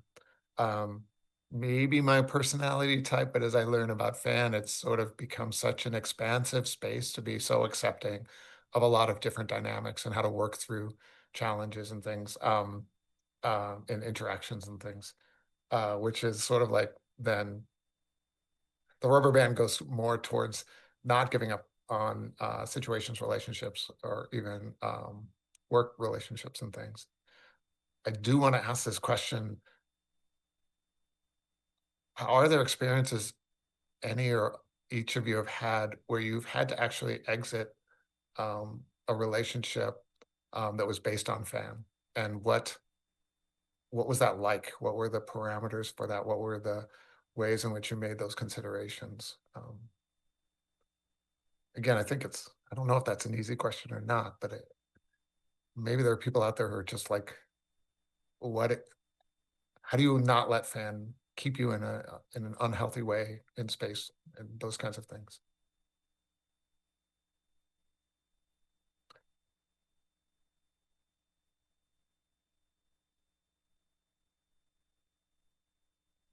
Can offer some initial thoughts unless anyone else wants to jump in first.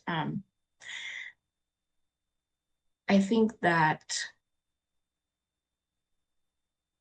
I can't think of a specific time where I've been in that deep where it's like I need to exit for my own mental health. I've seen in my fussy baby work, one family in particular that I'm thinking about where I had to refer them for further support because I was not the right person to support them to where they needed. And so being able to use the FAN to recognize that where, I don't have the expertise that I think would be supportive to you, and helping them get connected with that, I think is one way. Something I think about sometimes when I've, been supervising is there's a real difference between safety and feeling uncomfortable. Mm. And so if we're ever moving into the part where, you know, anybody is feeling unsafe versus just dysregulated or uncomfortable, that's where I think it's, you know, that's a different conversation, right? And so that's something that I've always supported my staff with, of, if, you know, are we dysregulated? Are we uncomfortable?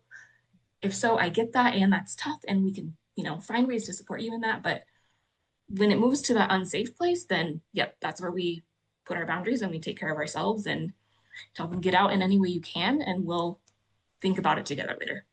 I don't know if that really answers your question, but I think there's definitely a line there. Yeah.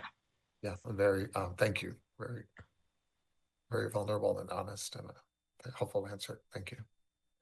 And I know this is an odd question, so it doesn't require everybody to respond if you don't have something you want to share, but if you do, please do. Yeah, Lynn. I could share just because I love that you brought that up. That difference, Megan, of safety versus discomfort. We sometimes have to sit in discomfort to grow. If I think of somebody, I think of this specific infographic on our journey of being anti-racist. It starts out with, I'm not a racist. It's not enough. And that person just surrounds themselves with comfort. And it moves further and further away from that tiny circle into the big circle of the community. And one of the things that the fan teaches is self-compassion and not self-criticism in your reflective space. And so when you think of really thinking about that discomfort, you should be compassionate to yourself. But you should think about it authentically. Why are you thinking of leaving that space? And do they have the option of leaving that space?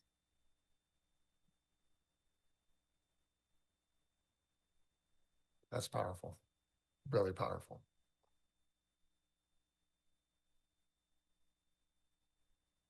Thank you, Lynn. I have been in a position where I've likewise had to pass someone on to other support, and I think what the fan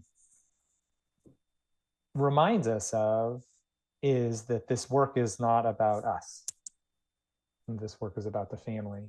And I think being in what I'll call a helping profession, right? Being in this role where we are working with families, you know, it can be hard sometimes for me to forget like that my role is as a permissionary, where I am offering, you know, my experiences and attunement to help them connect with their own experiences and attunement.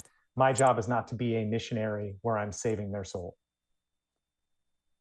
And when I get into a place where I'm seeing myself as the savior who has to reach down and bring them up, and right, that is then when things become a problem, because I'm making it about me.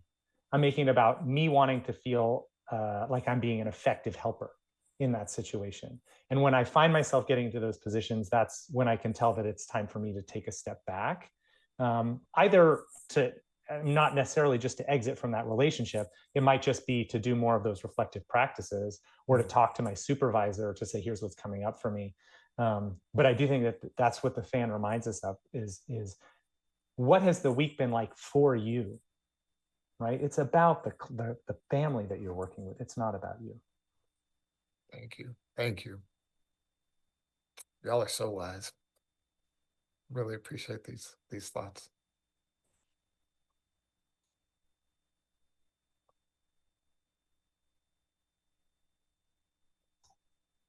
I was going to bounce over to unless there's another thought somebody wants to share on that topic. Just want to hear any other reflections you had on this phrase that we heard earlier today. I'm step, here, step, 2, step, listen, step. What does that evoke for you? How has that been in practice for you? Or any other thoughts you want to share about that? Because I think that's so so grounding and so beautiful. And I wanted to hear more. I want to hear more. I can share. I do actually use that phrase. It was in the training, and I just love it. I am here to listen. And when I think of attunement, it is not the family's job to attune to me. It is literally my job to attune to them. And it's as simple as that. And as complex. Yeah, right. Ooh, get back to my original opening. Simple yet complex. I love it. There's so much humility, I think, that is bound up in this idea, I'm here to listen. You know, for somebody who has done a ton of training, and I imagine for lots of us, we like have all these great ideas. And there's a time and place for ideas for sure. But to have the humility to just notice that voice that wants to type it all into the chat and then erase it again, you know, it's a discipline to, I mean, another way that people sometimes say this that's maybe a little more snarky is the phrase, wait, why am I talking? Which can be, you know, a little reminder for ourselves, but the more generous way, I'm here to listen. And taming all of the internal noise that we have is a discipline. Beautiful. Yeah.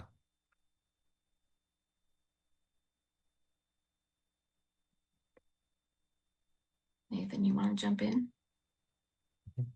No? Okay. You'll be here to listen. Great.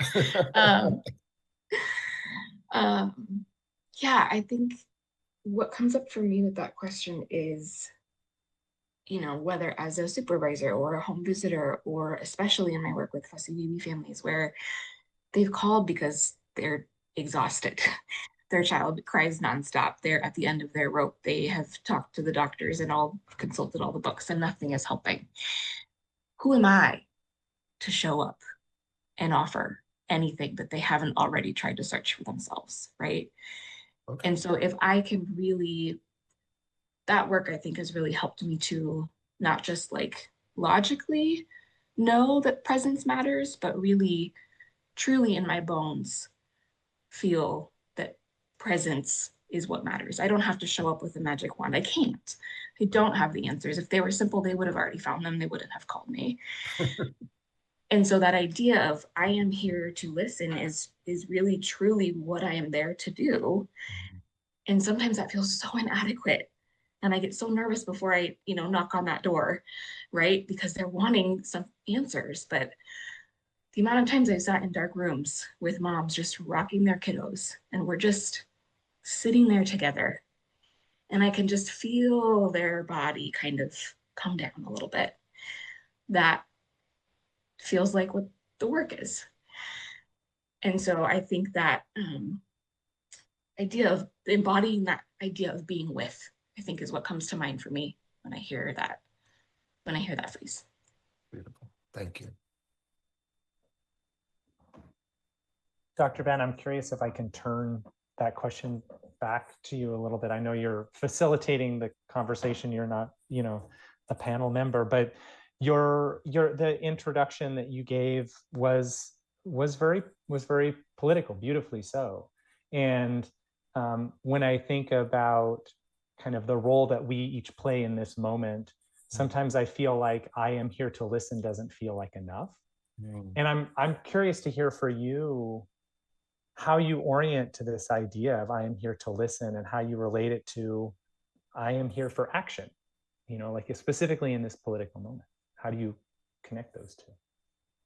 A great conversation prompt, isn't it? Going back to the I am here to listen, I was also struck by the pacing of the way that was presented, the steps in between, and how that was meant to physically slow you down and actually be more contemplative about the time you're in. And I'm going to leap back and forth a little bit, but to be considering how we should be responding to this moment.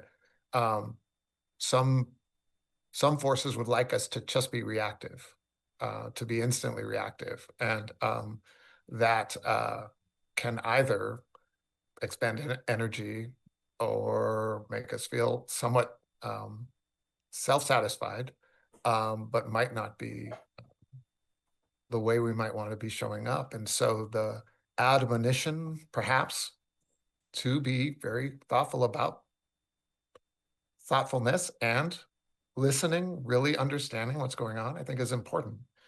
I also believe, personally, I'll be hecka political and say there is a narrative war that we are almost the subjects of, where messaging and storytelling can be misused, has become so separate from, I think somebody used the word truth a couple of times, let alone best information, science, or fact, that I think about listening as actually listening to credible and relevant information rather than hearing a narrative that is meant to evoke a reaction from me.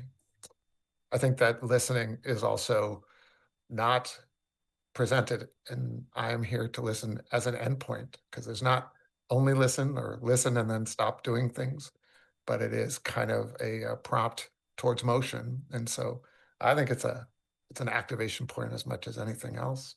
So all of those things feel really powerful to me. So I feel like I want to be thoughtful, reflective, and smart in this time. And that in my own sort of Sankofa way, I will be looking very carefully about how I showed up 10 years from now when I look back at this year. And I am also going to be listening to the person I am now through the ears of a person I will be at some future point. I know it's getting a little bit woo and meta, but this is all the layers of listening that I feel like you all are teaching me like in the moment. So I think those pieces are all really significant. If anybody else has a riff or a further thought, I'd welcome that too. Yeah, Lynn. Really listening, not waiting for your turn to talk, but really listening is powerful.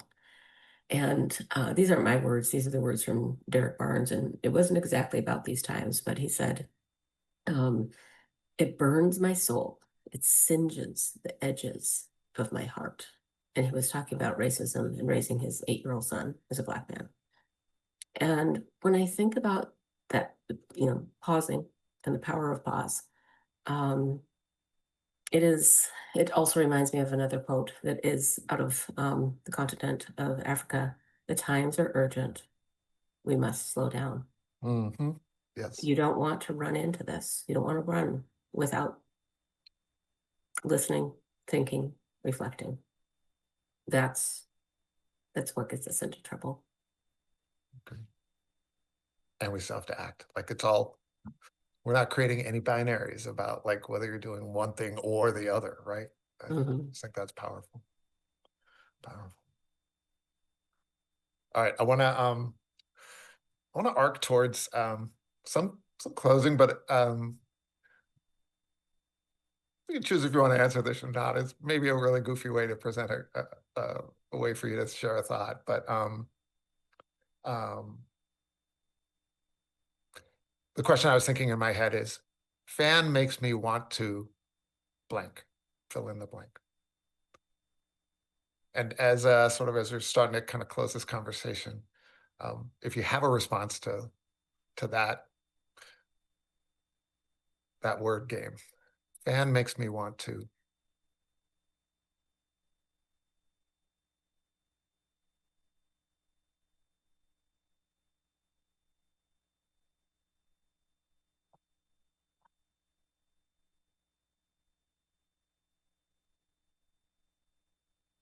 Appropriate, Megan, because I feel like I was hearing transformation coming from your expressions earlier. So fan makes me want to. I'm going to go back. Oh, sorry, go ahead, Megan. No. Okay, I'm going to go back to the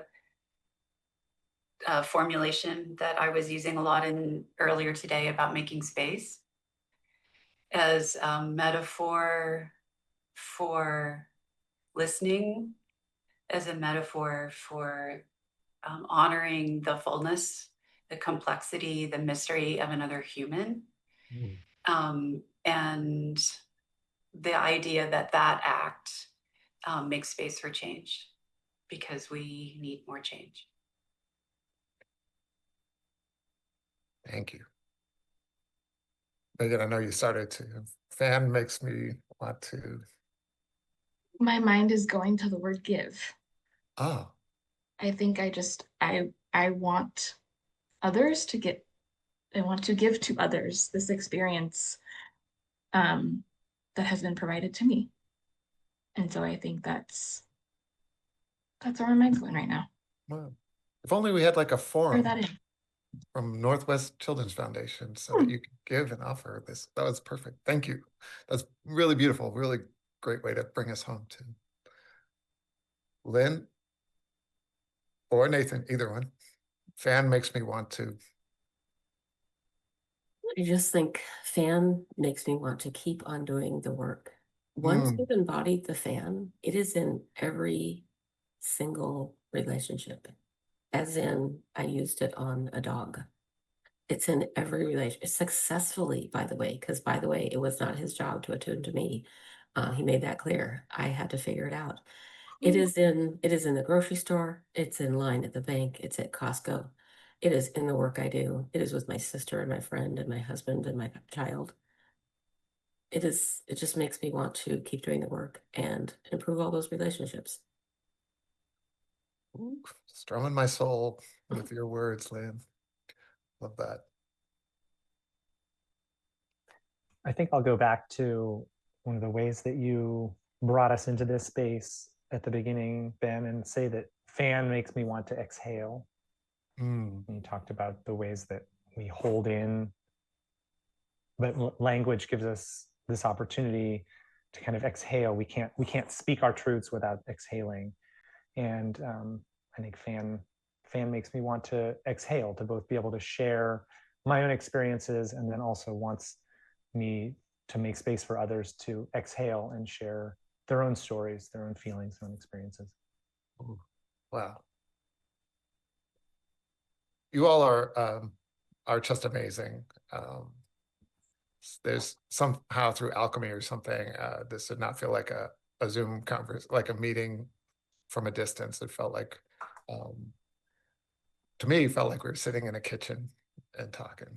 I can almost smell something on the stove, and just like the way you force yourself into a tight space around the kitchen because you really want to connect and hear, and it's where you feel like you can say the things that you don't say anywhere else. So thank you for saying all the things that you've shared, and it's been such a privilege and honor. I don't deserve to be with y'all, but I really feel so grateful for having had a chance to listen, to ask questions, and just to learn from each and every one of you, for your non-expertise and the expert way in which you share it, and for your hearts and honesty and your giving souls. It's really beautiful. And I want to invite Kristen into this space and to share any reflections you have and to move us towards closure. Sure. Well, first of all, what a beautiful, powerful day. I was sitting here for hours just listening, taking it all in, writing notes. But so much of this sat with me and felt like I could internalize it, from fan and attunement to being a father and what that looks like in the modern ways, how we can support those people and how we can support our community. So it was pretty incredible, and we are so grateful to all of you. But I would love to give an official close, if that's okay with everyone. Again, I want to thank our amazing speakers, Ben, Lisa, Megan, Nathan, Lynn. What an incredible day. Thank you for sharing both your professional and personal experience, your vulnerabilities, your humanity. At a time like this, I think that makes a huge world of difference when we can connect human to human, practitioner to practitioner. I know I'm going to be thinking about what you've said for the next few days, and we are just so grateful for your time. I'd also like to thank our staff at Northwest Children's Foundation and our partners at TPN. We're very, very grateful, particularly for the work of Jenny Manza, Victoria, and Deontay, who've been working months to develop this incredible content and get to work with such incredible partners. And lastly, I really want to thank the people watching, the people who've tuned in, the people who are doing this work day to day in an environment that is not necessarily forgiving or supportive. I hope that you feel seen and heard and connected, and know that we are both a resource and your #1 fans. What you are doing changes lives. What you are doing saves lives. At a time when there is very, very little hope, I look to the people here, the people around us, virtually, on our email threads, all over, and it gives me that flicker, a flicker in the darkness, which is sometimes all you need to keep moving on. Fan makes me want to transform. Fan makes me want to change. Makes me want to be like the people watching this. So thank you, everyone, so, so much. And lastly, we develop our forums based on what we hear from you. So there is a survey and a forum feedback, a forum feedback form on our event page, and we will also send it in a follow-up field. I'm Kristen Gilmer on behalf of Northwest Children's Foundation board and staff. Thank you so much for this incredible day, and have a wonderful rest of your week.